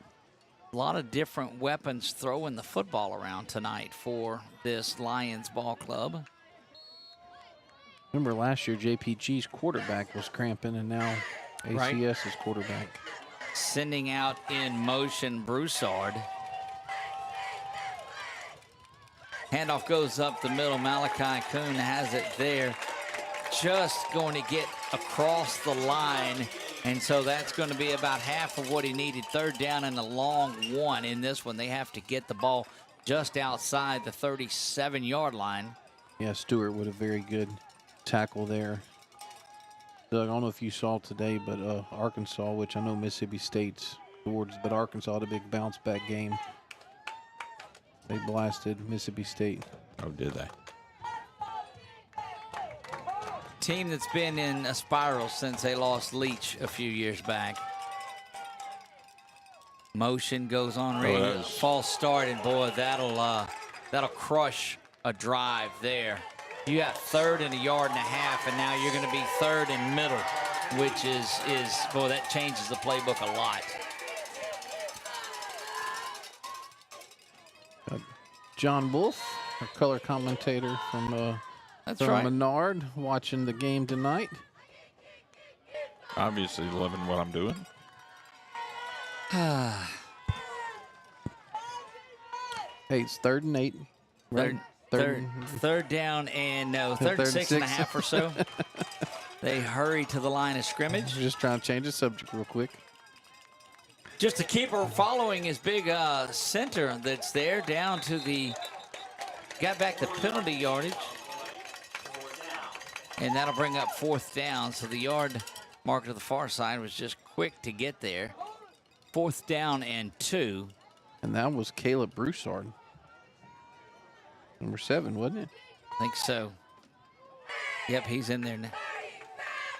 So their 3rd quarterback of the night. Or did he get the hand? I thought that was he got the handoff. Was the handoff? Okay, I'm sorry. Big play here. Maybe some sort of a hard counter. They may hurry up there, get it, and go, but that penalty really hurt them. 6 and 5 on the play clock, now 3. The cure's back in. Henry in motion. Boy, it got blown up right there at the middle.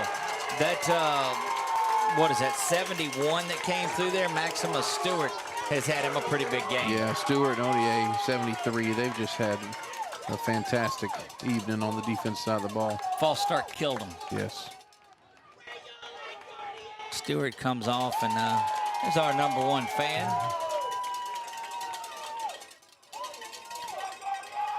Yeah, the Cure and Henry, they pretty much ran into each other, and boy, that gave Stewart and O'Neill just enough time to to catch up to him. Well, that's the time that you need. The execution is right there. It'll be 1st down and 10 from the 32. Keeper to the near side, but tremendous work defensively. 5 and 4 were there on it. That's Kuhn and Johnson. Yeah, Kuhn and Johnson coming in. Silas Johnson was the first man there. Malachi come around and shut that down, pushed him back behind the stick. A loss of a yard, make it 2nd down and 11.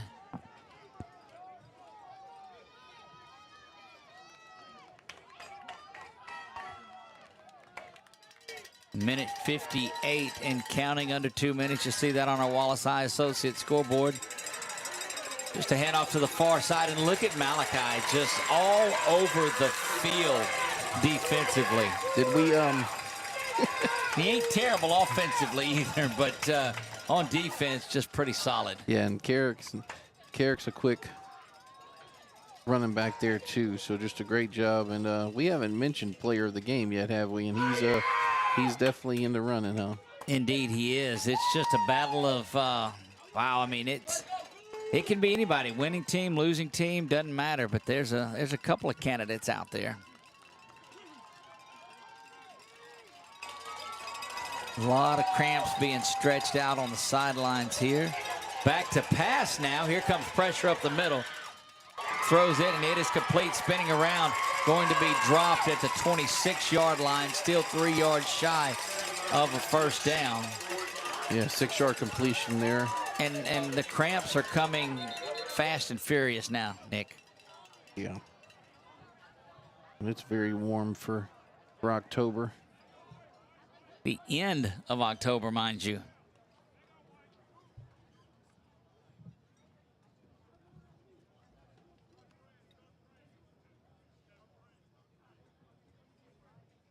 Again, 52 seconds remaining here in the third.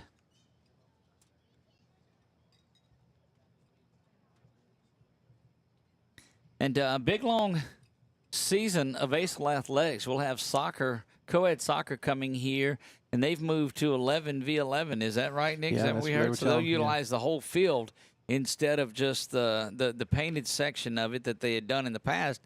And that comes the end of January 25th weekend. Yep, that's what he said, yep. Good to see that young man up and about. We don't like to put the cameras on injuries, even cramps and things of the like. Yeah, Jonas Peltier there for ACS defense. Big fourth down here, Doug.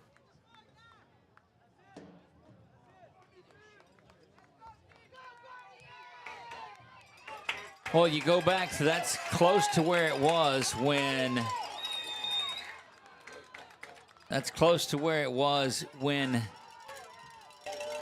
the Lions went for it and didn't get it. Now we've got another fourth down play going the other direction. This one is 4th down and 4. The ball's got to get just outside the Lions' 22-yard line. Right up the middle they go, and that's a long quarterback dive. I don't think he's going to get there. They're going to mark him shy of it. Ball going to mark at the 23, and it's going to go over on downs. Half yard, you think? Yeah, because it had to get to the 22 and a half, and they're marking it at the 23. That's not going to be there.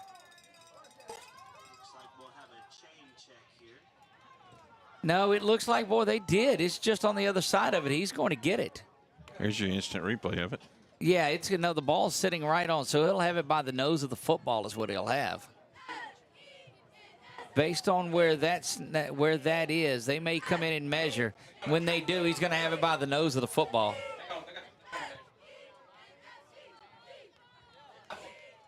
Yeah, he's got it by the nose of the football.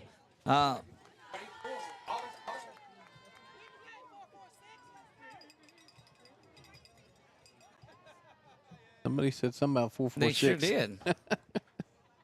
Reviewed on there, I guess. Yeah, yeah, bring it up here. We'll replay it. Absolutely, we will.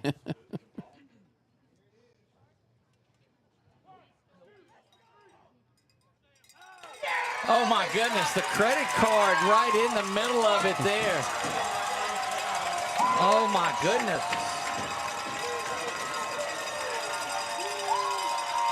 I was thinking it was Pinocchio's nose there, and wrong nose. He didn't get it. Let's watch it back on the replay. But, I mean, on that type of a scrum, you just don't know where they're going to put it. Now, initially, when the official comes in from the far side, he had marked it a little bit further back, and so... Yeah, initially it looked short from up here on screen. Right, but then when you saw where it was set... Right. That's that old extra link in the Tioga chain, looks like. They'll turn it over and go the other way. 47 seconds to go. That's that special chain that costs a little bit extra. That's right. So JPG might have the loudest one fan. That's but right. ACS shook this press box, shook the bleachers whenever they got that turnover on down. First down and 10. Henry goes in motion. The toss is back to Malachi. He'll cut up. And I'm not kidding when I'm telling you he's cutting up. Dude's having a game. Offensively, defensively. 9 yards there, Doug, on that one. And I think he was coaching the offensive linemen at halftime, too. yeah, and DeCure actually started with the most carries, but now DeCure has 8, and now Malachi Coon has 9. And he's playing a great defense as well. Look, expect for them to utilize a little bit more of him. May not snap it again. May swap ends of the field and get to fourth quarter action. I think that's what they're going to do is 7 and 6 and 5. They hurry to get there. 3, 2, 1. Not going to get the play off, and that will do it for the third quarter of play. We'll swap ends. We'll take a break and come back. What should be a thrilling fourth quarter here for the ACEL 8-man state championship on 446 Sports. Are home problems turning your life upside down? Trust Southern Air Cooling, Heating, and Plumbing to save the day. From keeping you comfortable to plumbing repairs and even generators, we do it all. Southern Air Cooling, Heating, and Plumbing, your one-stop solution for AC, plumbing, and generators. If you need us to save the day for you, call Southern Air Cooling, Heating, and Plumbing or visit us online at southernairnow.com.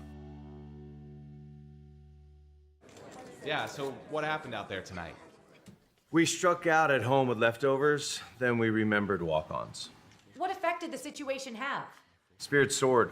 Nick took on a burger. Jen obliterated her ribeye po' boy. And speaking of spirits, Laura even scored a real tasty cocktail.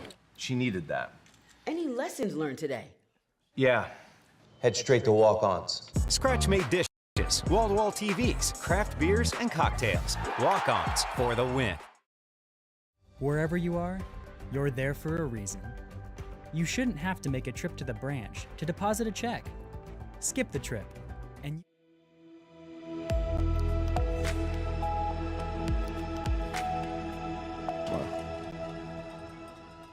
Here we go, back fourth quarter action.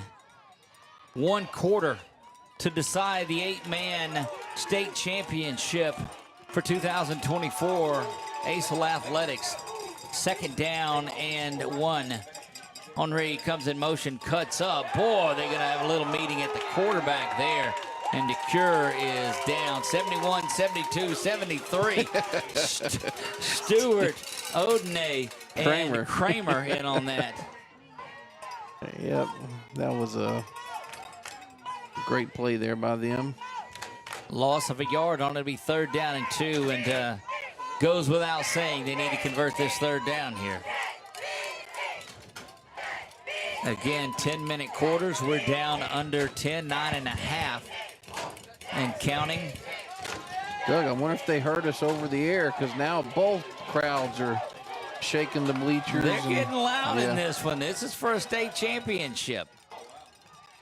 Back to DeCure. He's going to dive forward, and I'm not going to call it anymore. He looks like he gets the first.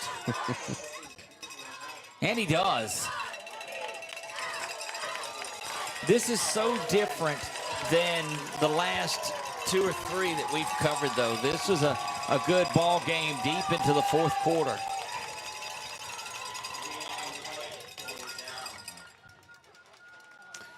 First down and 10.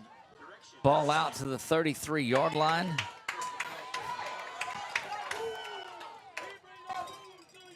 Yeah, Petto there came in like a missile to make the tackle, but DeCure fell forward to get the first down there, Doug. Got Judice out wide again. The top of the screen, they bring Henry in motion and false start again, and that tight end to the near side, or that in lineman to this side, is firing off early, and that's a couple of times that he's done that. And that hurt him on a drive earlier when they were down here and ended up ultimately turning it over on downs. Back to the 28.5-yard line or so. Yeah. Got to get out to the 43, just past the 43 for the first down. And 10 yards is tough on this Guardians defense. But when you start setting up behind the chains, it's really tough. Snap is back off to the far side. Goes Kuhn and just gets maybe about 3 yards. Yeah, second down and 12.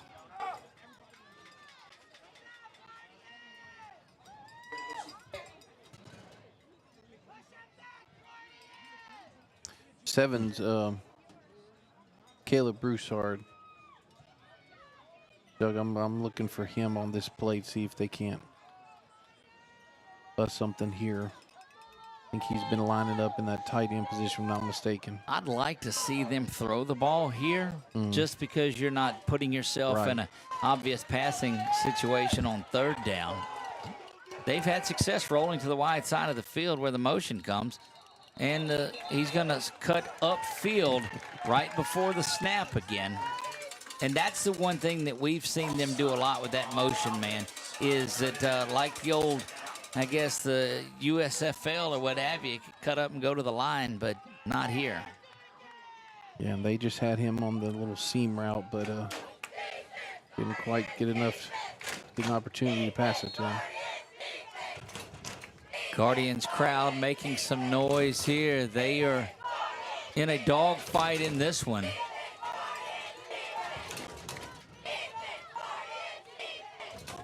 Back to, 17. Yes. Looks like. Second down and 17. Still have to get out to the 43 or just beyond it. Holding is going to bring that one back, too. No, hands to the hands face. to the face on that. And that was Henry on the carry there, Doug. So he got about 4, make it 5. Personal foul, hands to the face on that, and that's going to walk it out 15 yards and will be, the result of that one will be a first down. Out to the 46-yard line, and what a big costly penalty for the Guardians. Out near midfield, a little bit of breathing room. This drive started down deep. Clock runs here, 7:27 and counting. You see that courtesy of our friends at Wallace Eye Associates. Henry careful now, motion back the other direction. Handoff's going to go to Malachi. He gets it on the outside, following the block of Henry, and picks up, gosh, what is about 8 yards on that play, and he'll stay in bounds and keep the clock moving. He is not going to run out of bounds. No, not at all. That's 7. Like He's looking for someone to hit. Initiating contact is what they're doing. A little Jerome Bettis-esque. Esque. Is that correct grammar? Sure. Good. Had a Le'Veon Bell mention last night. I was waiting for them hands.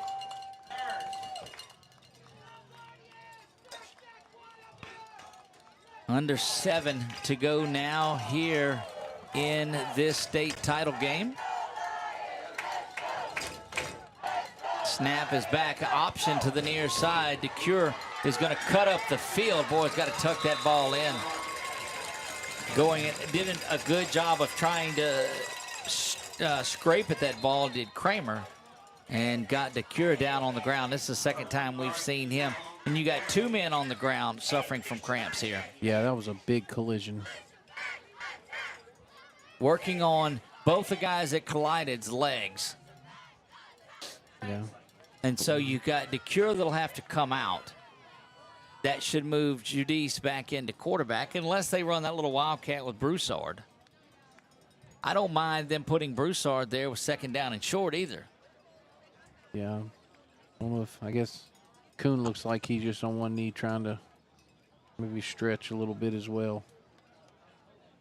Yep, a little trying to fight those cramps off. Trying to see, Doug, are they giving him first down yardage? Can you see where the ball's No, it's not. It's second down and about a yard. Okay, the ball rests on the 45-yard line. The line to gain's the 44. So DeCure got about a 2-yard gain there.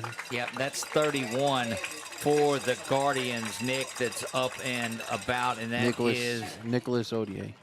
There you go. Olier. And he came across and lowered the boom on that one. Chuck's giving us a good view here of the crowd. That's right. They're taking a moment to rest as well. They've been active this entire ball game. Yeah.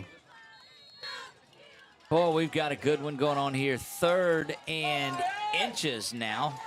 They move that ball up just a bit. And so the ball's got to get to the 44-yard line, the middle part of it. DeCure out at wide out now, and they do send Judice back in at quarterback. And Malachi Coon neared the first, but I mean, they moved him back. He was just there, but that's tremendous work by that Guardians defense. Yeah, it looks like with him trying to bounce to the outside, it looked like that's when I thought forward progress may have gotten it, but I guess they're saying he made the move. So timeout on the field. They'll take it, and we'll keep it right here and take a look. Yeah, it did look like. So right here. Yeah. Oh, the ball's in the left hand. Yeah. The ball's in the left hand. Yeah, and so he got in there pretty quick, too. Yeah. So that was a good call there. Ball's in the left hand. So big 4th down here. Officiating crew has been on top of things. They've been pretty solid in this one tonight. Much as I wanted to give them grief. One in particular, huh? Yeah. Anybody who's watching us and doesn't know exactly what's happening with LSU, game still 17-7. But we appreciate you for that, too. And, yes, we do. A lot of folks in the stands, I thought, had brought their devices so they could follow along with us. 17-7 with and LSU just received the ball for their second possession of the second half. So. At the Ash game last night, it was good to see a young man walking around in a Jacobin Guillory jersey there, one of the youth walking around, and good to see Jacobin coming back for another year. Yeah. 4th down and a yard. Teams have not been successful on 4th down conversions at all tonight. Toss back to Malachi. He's not even going to have a chance at it. Yeah, that was blown up from the start. And I really, if you've only got a yard to go, I don't like going back 2 yards. Yeah, it was Pettit there with initially with Stewart and Kramer there. And, yeah, just really tough. But still no DeCure. Potential. Oh, they're calling a. Was that a sideline warning? No, it looked like a sideline warning, but it would have been after the play.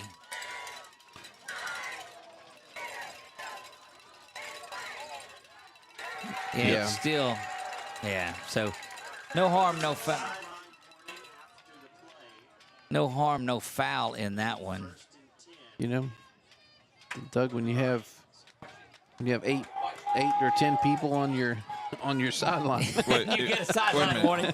They are backing up. If it's a warning, why are they marking it off? No, he didn't. It was not. It was the sideline interference is what it looked like. Okay. Still 1st and 10. Yes. For the Guardians. Okay. So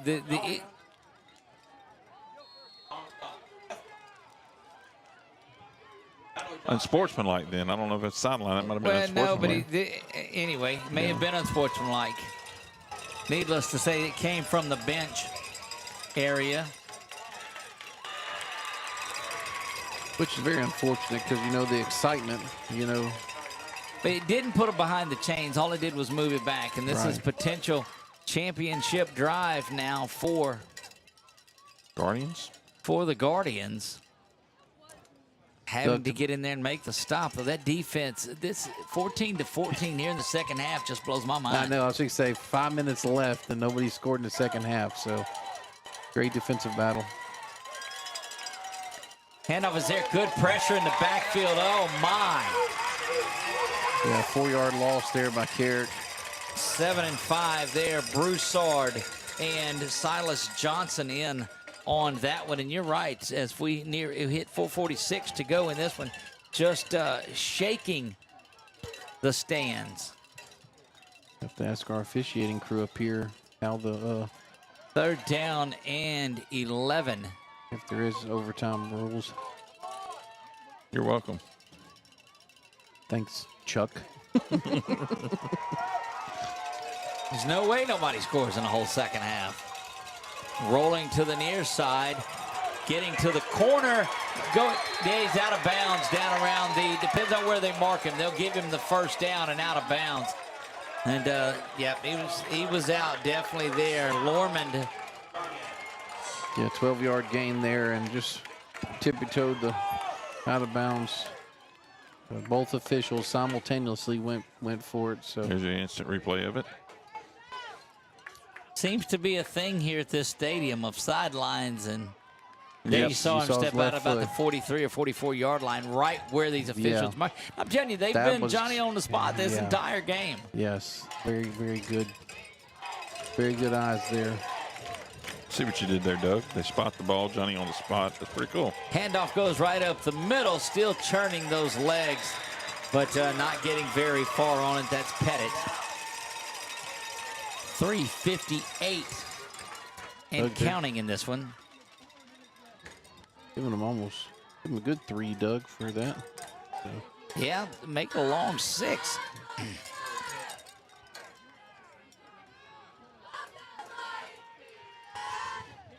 Yeah, 6 yards to go, so they give him 4. Make it 2nd down and 6. Ball rests just inside the 47, 48-yard line. Slipped down in the backfield, and he's down there. Boy, Lormond trying to get out there, slipped on that turf, and the humidity's got it Turf a little monsters. damp out there. 3rd down now and 8 following that loss of 2. Well, maybe 2.5.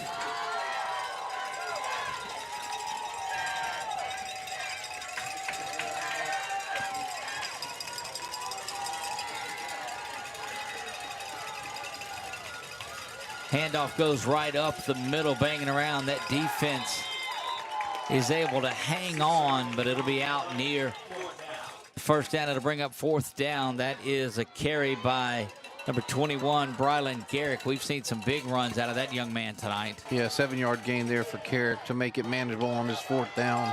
And just a really, really tough run there for him.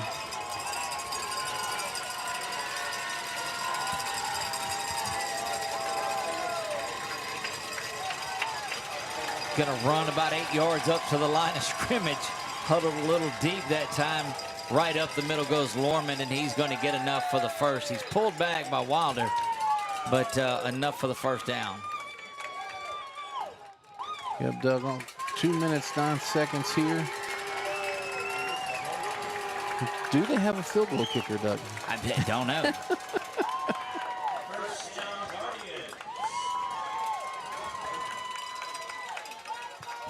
Yeah, so now we're under 2 minutes here. Play clock's at 26-25. Guardians up for the snap. Lorman still under center. Gonna hand it off to Carrick going up the middle, and Carrick's gonna take it for a 4-yard gain there.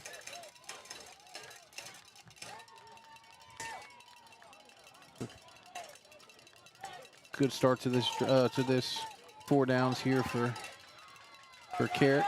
Back here, minute 30 and counting in this one. And where I have nothing definitive, I've got to believe they'll follow the NFHS type rules and have it from the 25 in.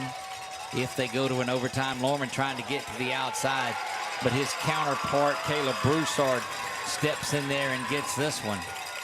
Yeah, 2-yard gain there, make it 3rd and 6. And timeout is taken. Timeout will be taken by the Guardians. We'll keep it right here. That's their 2nd, Doug. So Texas A&M just scores off of.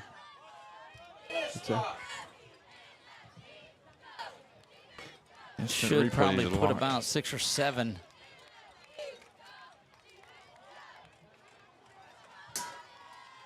Back on there, and the 102. Never would have thought that we would have, especially at halftime. Now, halftime is 14-14. It was tied up, and that was great. But these offenses really moved the ball. But Shapanche went out for John Paul the Great, and we haven't seen him back in this one or on the sideline. That concerns me just a bit. Yeah, the sophomore Lorman's come in and have done a really good job.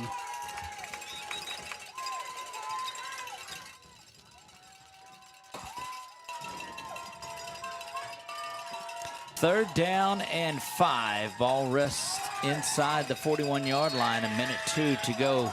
I believe they have 1 timeout remaining. Is that right? Yes. Handoff goes up the middle, trying to break something free. Gets near the 1st down. See where they mark it. Shy of it will be 4th down and half a yard. Clock continues to run. No matter what, you're not going to leave any time for the Lions to get on there. They hurry up. Look like maybe offsides on this end and not. 1st down is there. May see about taking that final timeout. They stopped the clock for sure, but that is the final timeout. Yeah, 5-yard carry there for Carrick to get the 1st down on that 4th and short.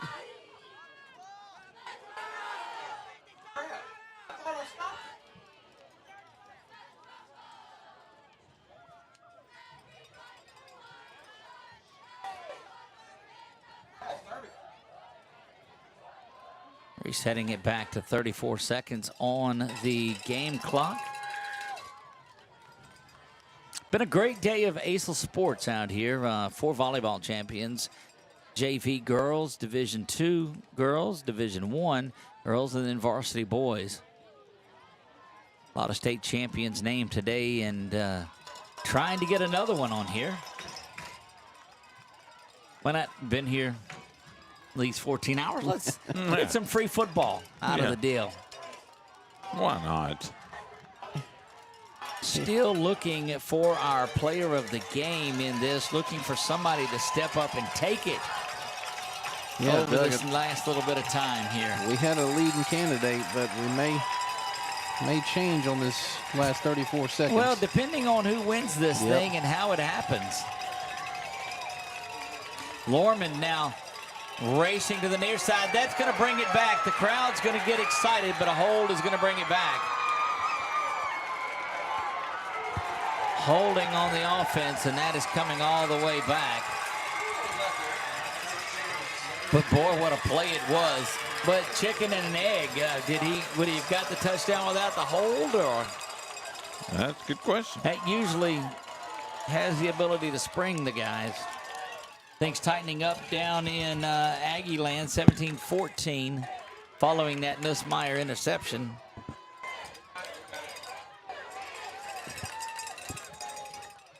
Ooh. Yeah, they're clock still on 26 seconds where it's at now.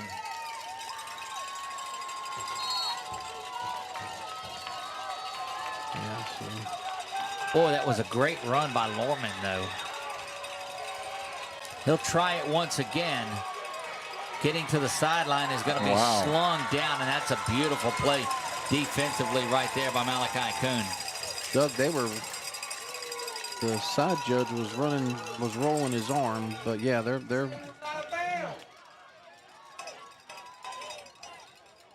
so we might be on our way to overtime here, Doug. Yep. 12 and 11 and 10. Clock continues to run. Got final play of what we believe is regulation, barring a defensive penalty. Snap is back to Lorman. He's following his blocker to the outside. Springs free, but that's going to do it for regulation. The clock runs out, and we will move to overtime. Lorman gets 14 on the last carry of the game. Of regulation, excuse me, not the game.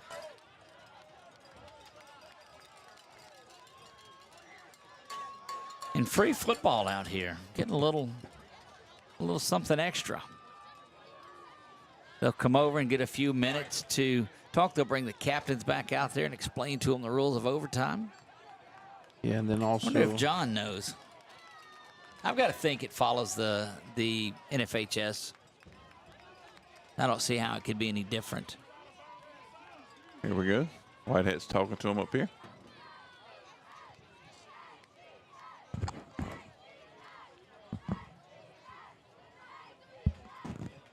What are they going to do? Do a point toss first. Should be NFA. Yeah, 25 in the end. It should be the 25-yard line alternating for that.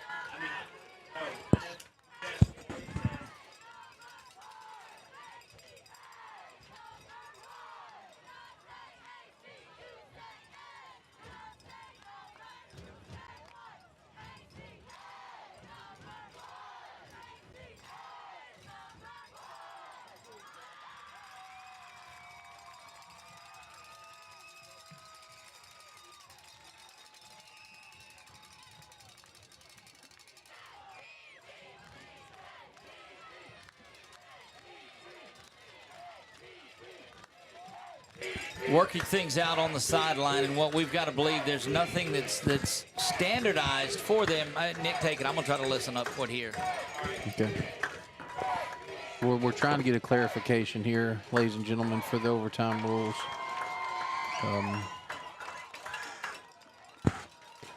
Don't know for sure. Think high school you start at the 10-yard line. Actually, college you start at 25. I think is what we're. Yeah, the LHSCA or NFHS is what our expert is telling us. From the 10 and in, you'll have it, and it'll be if you're on offense, then defense. The defense would be back on defense. That's correct, and that's what they're telling us from somebody that I text. That's correct. And then the third round, you have to start going for 2. That's NFHS. That's right. So they should start on the 10-yard line is what it is, according to NFHS. And then in the third overtime is when they would start having to go for 2, which these teams will go for 2 no matter what. Right. And there's a good hug out at midfield by the two coaches. So they should go back to the coin toss. The winner of the toss will get whether he wants offense or defense, and the other will get to say where he defends. You'll start on the 10-yard line and have the opportunity to score or kick a field goal. And then the other team, they'll turn around and go the other direction, or they'll go there. Yeah. And then the defense, they'll come right back. Well, they do 2 possessions on one side, flip sides, 2 possessions on the other if need be? At this point, they'll probably stay on just one end. Okay.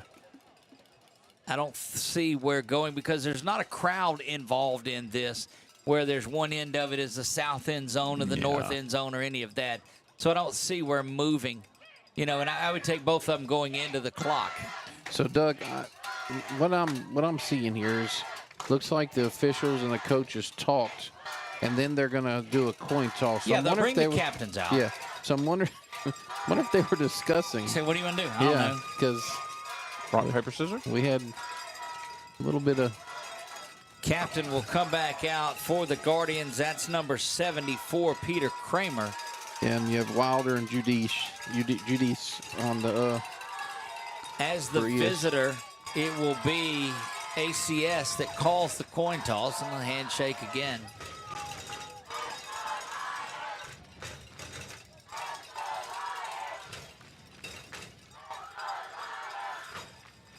Heard such loud cheering on the coin toss, but I'm telling you, these Lions fans are intense. Yes. They're all out camping. So basically, coin toss here, you're picking if you want to go first or second. That's correct. If you want to go offense or defense. That's correct. And most of the time, if you take the deferring and all of that, you'd like to go defense first because you want to see what you have to do. Correct. But if you go offense second and there's a second overtime, you come back and you go offense first the next time.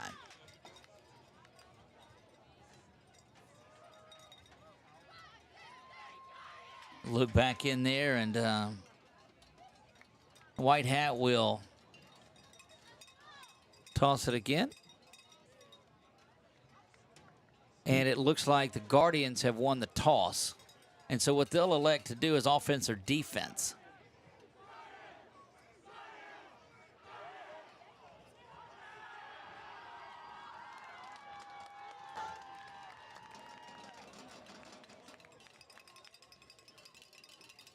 Guardians want it, and they want the ball going in first.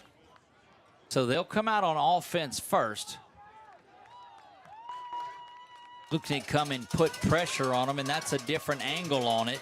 Say, look, we think we can come out there and score, and then we're going to hold you out here. So they'll come down to the 10-yard line. Well, Doug, with no kickers that we know of. Correct. It's probably all right to go. I guess the only difference will be if you have to convert on the 2-point conversion. If the first team on offense does not. Yeah, that's something that we've not seen other than the kickoff specialists. Play clock has started. So no time on the clock. We are in the first overtime of this one. Here's hoping it doesn't end up in that 4 overtime like that game, what was it, last night in the LHSAA offsides.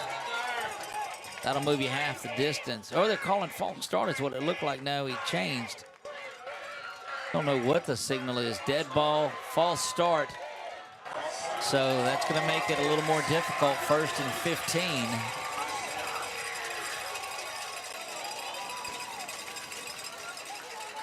That's 11 penalties for JPG.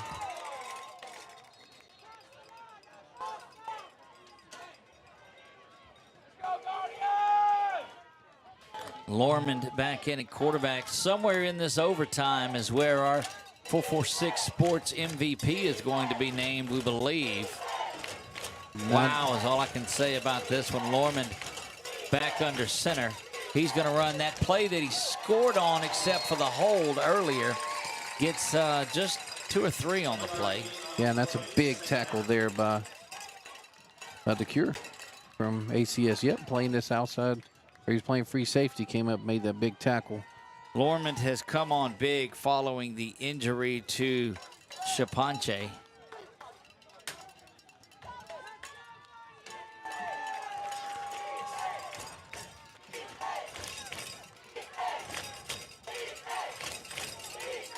Back up to the line of scrimmage it goes. 2nd down and goal here. 1st overtime. Lormond. Handoff will go to the outside to Pettit.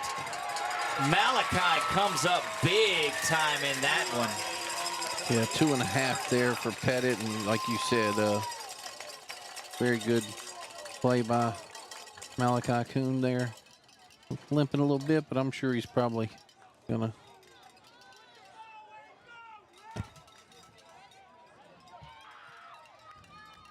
Third down and goal from the 11-yard line. Lormond gets the signal and makes his way back in the play and comes back in. Boy, if you're a defensive enthusiast, this is one of those games. These Ds have stepped up since the first half. Timeout on the field. JPG will call it, and we'll keep it right here.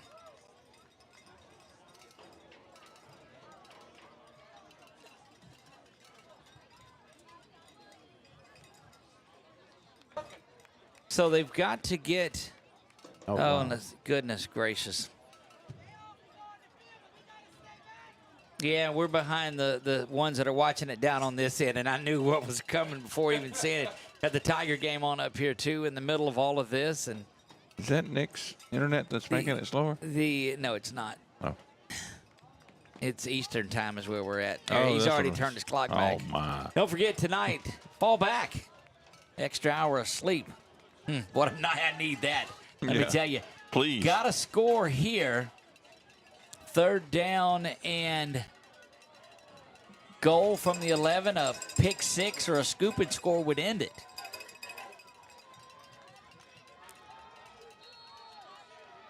Don't know that we're going to get a pick 6. Don't think the ball will be in the air here from Lormond at all, but they've got to get into the end zone. Handoff going to go to the near side. Scooting there, and that's going to be a touchdown. 11-yard touchdown there by Carrick. Just boy, once he got to the outside, nobody's stopping him. So great run there by that young man. And that's why you like to come out and do that. Now they'll be on to go for 2. Yeah. Good job here by that JPG defense, coaching staff to call that timeout as well. A&M's getting all the momentum now in this game, Doug.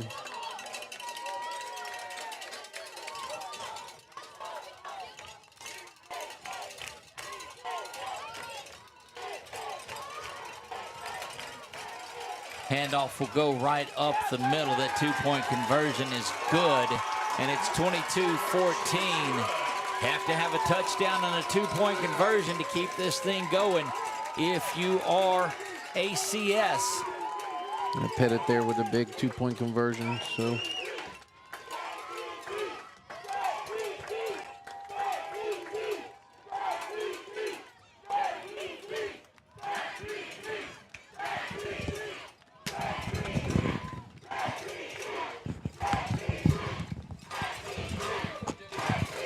All right, they'll flip over.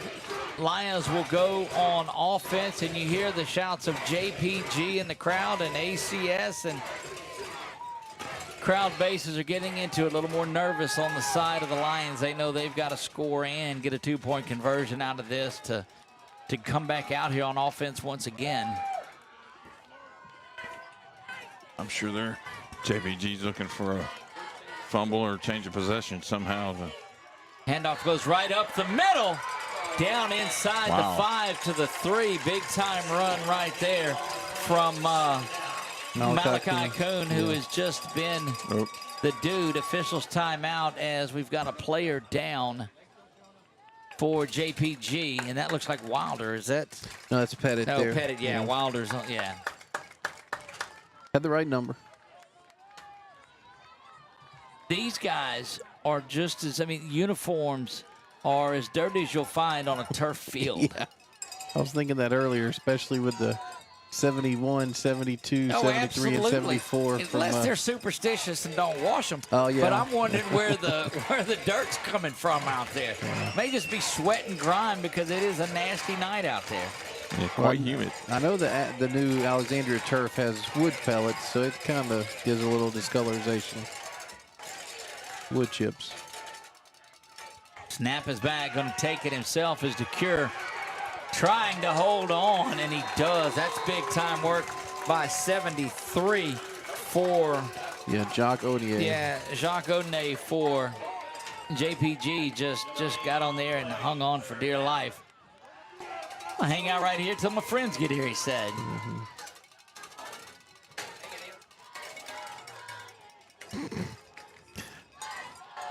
I can't watch it no more. Yeah, we're trying to have a screen going here for the LSU A&M game, and my screen's about 15 seconds behind the official screen, or the PA screen. And so we get the disappointment. And this running quarterback from A&M is really taking it to LSU right now. 22-14, third down and a timeout by ACS. They'll get the timeout here. Can't take these with you. Well, I'm looking down here at what you do. I'm not, looking at Coon. Maybe if you could play action to him and roll around or something with it, because all eyes have to be on 4. Remember, Henry was open early on that little waggle route that you talked about, and that may be another option. Of course, you're going to maybe do it on this third down. Yeah, you can't force it on a 4th down. That's That right. makes it tough to do. But you could not take a sack out here either.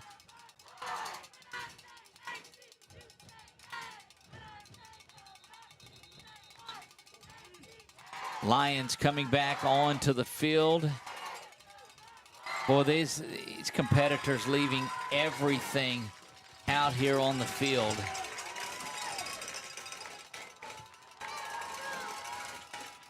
DeCure back in there at quarterback. He's from the shotgun. Play action. Now he is going to roll out. He's got a man into the end zone, and it's complete. And we talked about it prior to that play. He had an opportunity for some play action, but that was just a great pass. Is that Judish? Trying to get him to turn. I think that's Judish to receive. If it is, that's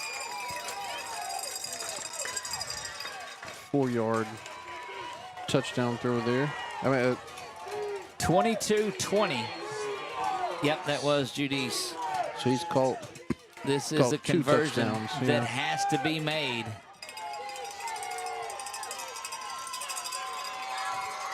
To keep this thing going on, you've got to tie it up right here. Judice out of the game following that touchdown reception, showing blitz. Handoff there up the middle, and that's a tough one. Getting to the corner, though. Malachi not going to get there, and the PAT is no good. And that is going to be your ball game, and the state championship will stay with John Paul, the Great Academy. And the first thing they do is come grab the water bottle. Yeah, big play there for JPG's defense, and heartbreak here again for Acadiana Christian School, but a hard-fought battle. 22-20 is your final score for JPG.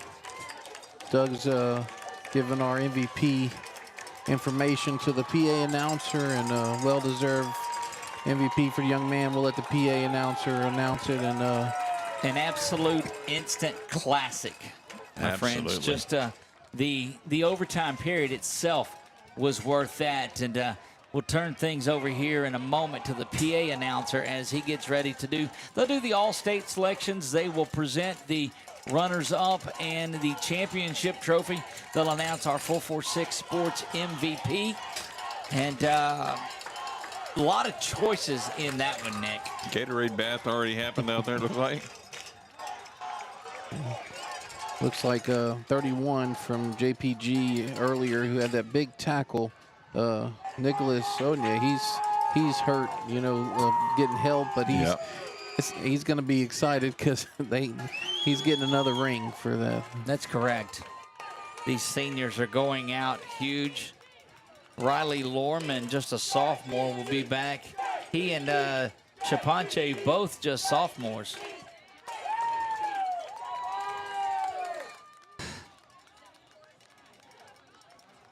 They'll go and shake hands out at midfield. A little easier in volleyball when everybody was right there beside each other. Boy, what heart, fight, and grit out of both of these teams tonight. Still have a lot of awards. They've got their season awards. And look, if you are ACS, anybody on that Lions team cannot hold your head down. That was just a battle, Nick. Yeah, no, well, I mean, well-deserved for JPG, but ACS, I mean, you got a lot to be proud of. A lot more competitive than last year for sure. And just left it all on the field, and that's all that counts. Indeed, they did. It won't make it any easier for the trip back, but they're getting ready for the awards here. So as Sandra Merrill makes it down onto the field for that. So Chuck, let's turn it over to our public address announcer, and we will get the post-game festivities underway in the trophy presentation.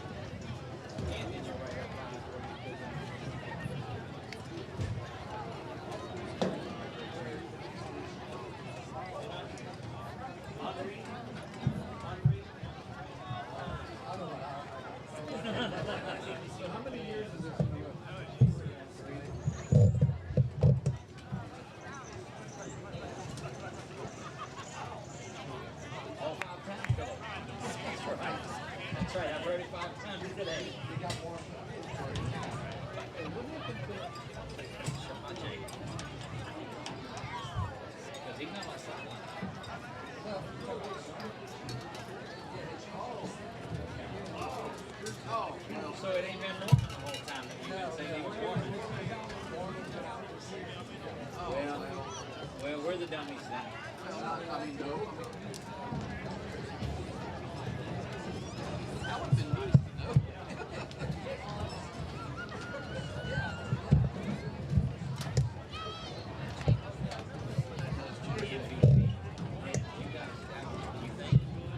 Well, no, I still think he's great. Yeah, I still think here.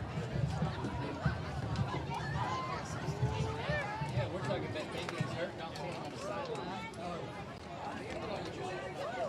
No, we were.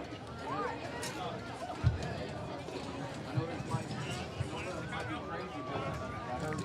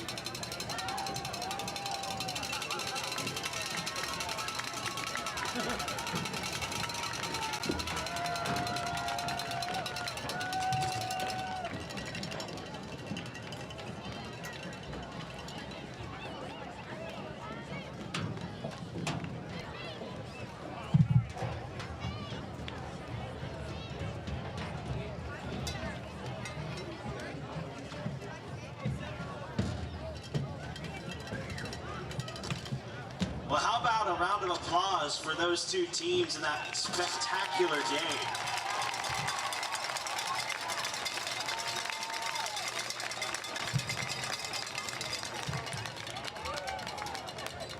So we will have our awards for runner-up and champion, and the teams will gather around the plaque and take some pictures. So y'all give it up for the ACEL football state runners-up, Acadiana Christian School Lions.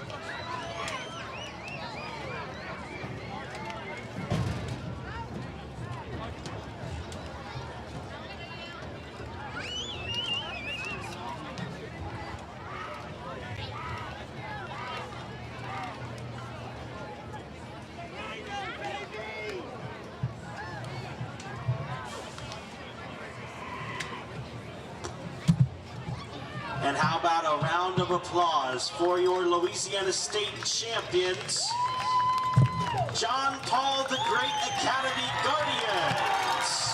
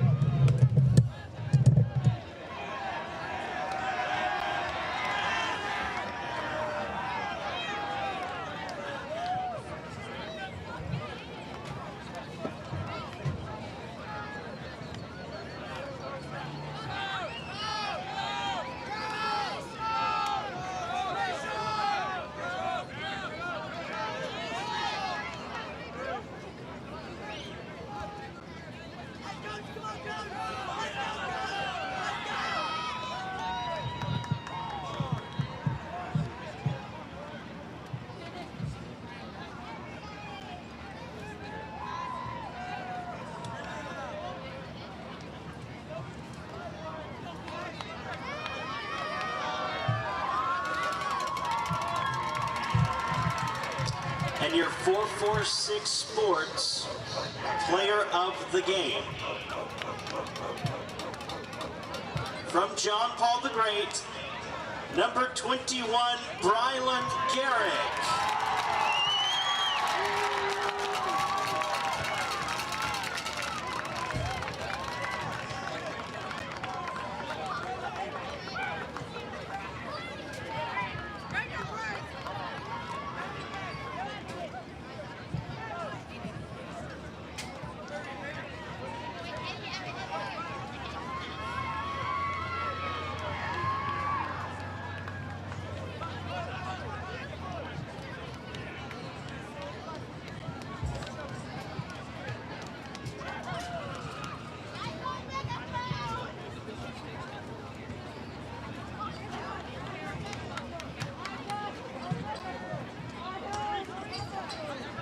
And it is now time for your ACEL Football All-State Awards.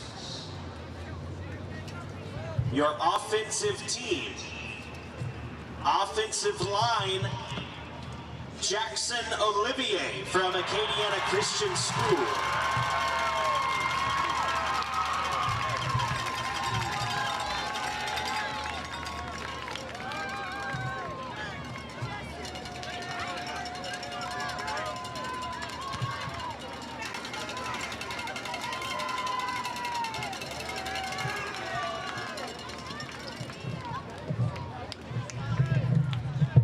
Offensive lineman, from John Paul the Great, Caden Deku.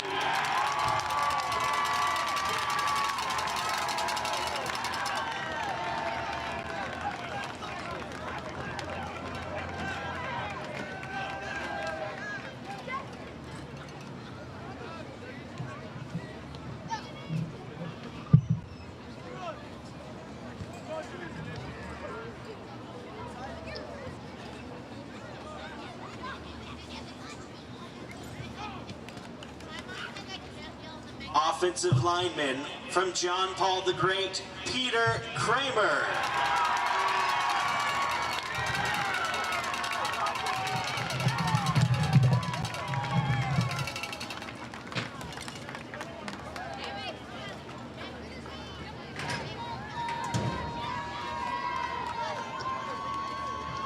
Running back from John Paul the Great, Brylan Garrick.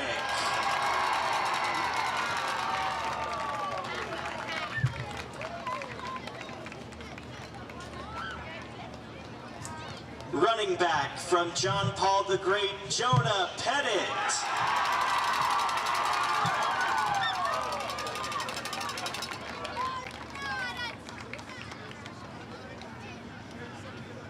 Receiver from Acadiana Christian School, Landon DeCure.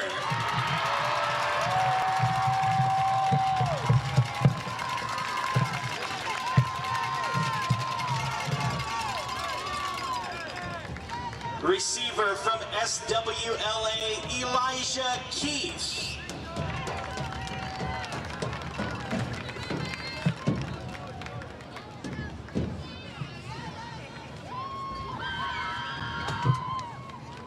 And quarterback from the North Shore Vultures, Christopher Ghana.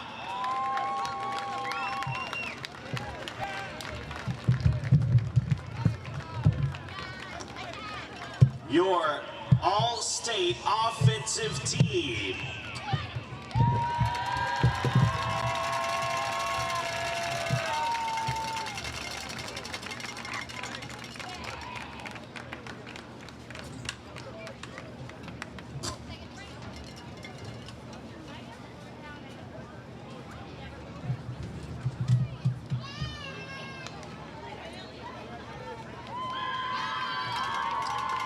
Your ACEL All-State Defensive Team.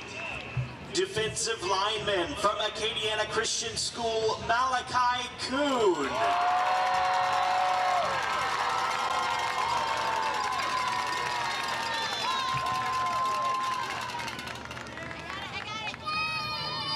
Defensive lineman from John Paul the Great, Peter Kramer.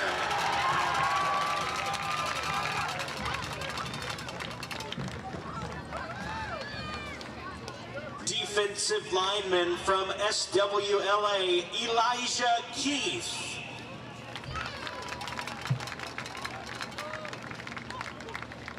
Linebacker from Acadiana Christian School, Brent Henry.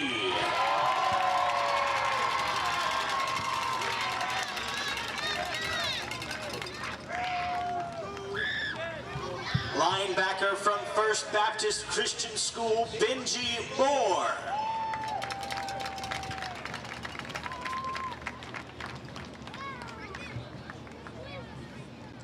Defensive back from Acadiana Christian School, Jonas Peltier.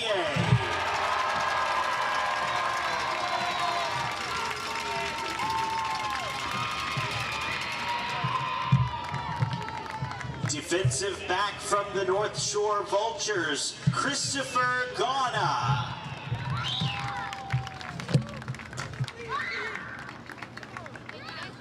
Defensive athlete from Acadiana Christian School, Caleb Broussard.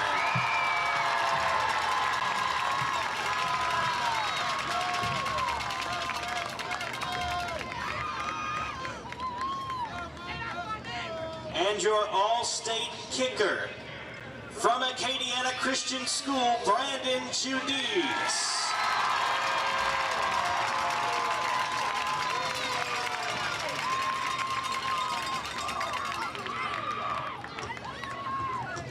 Your all-state defensive team.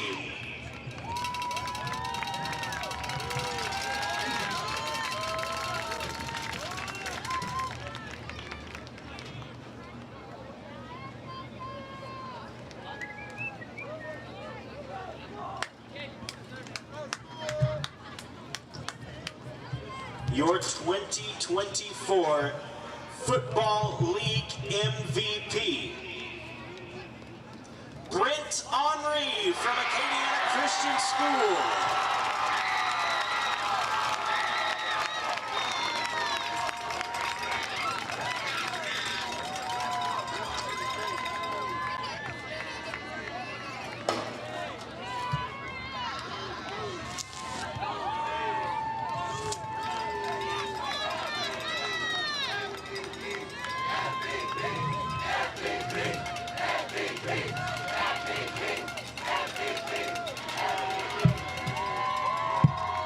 Your ACEL Football Coach of the Year, Barrett Richard from John Paul the Great Academy.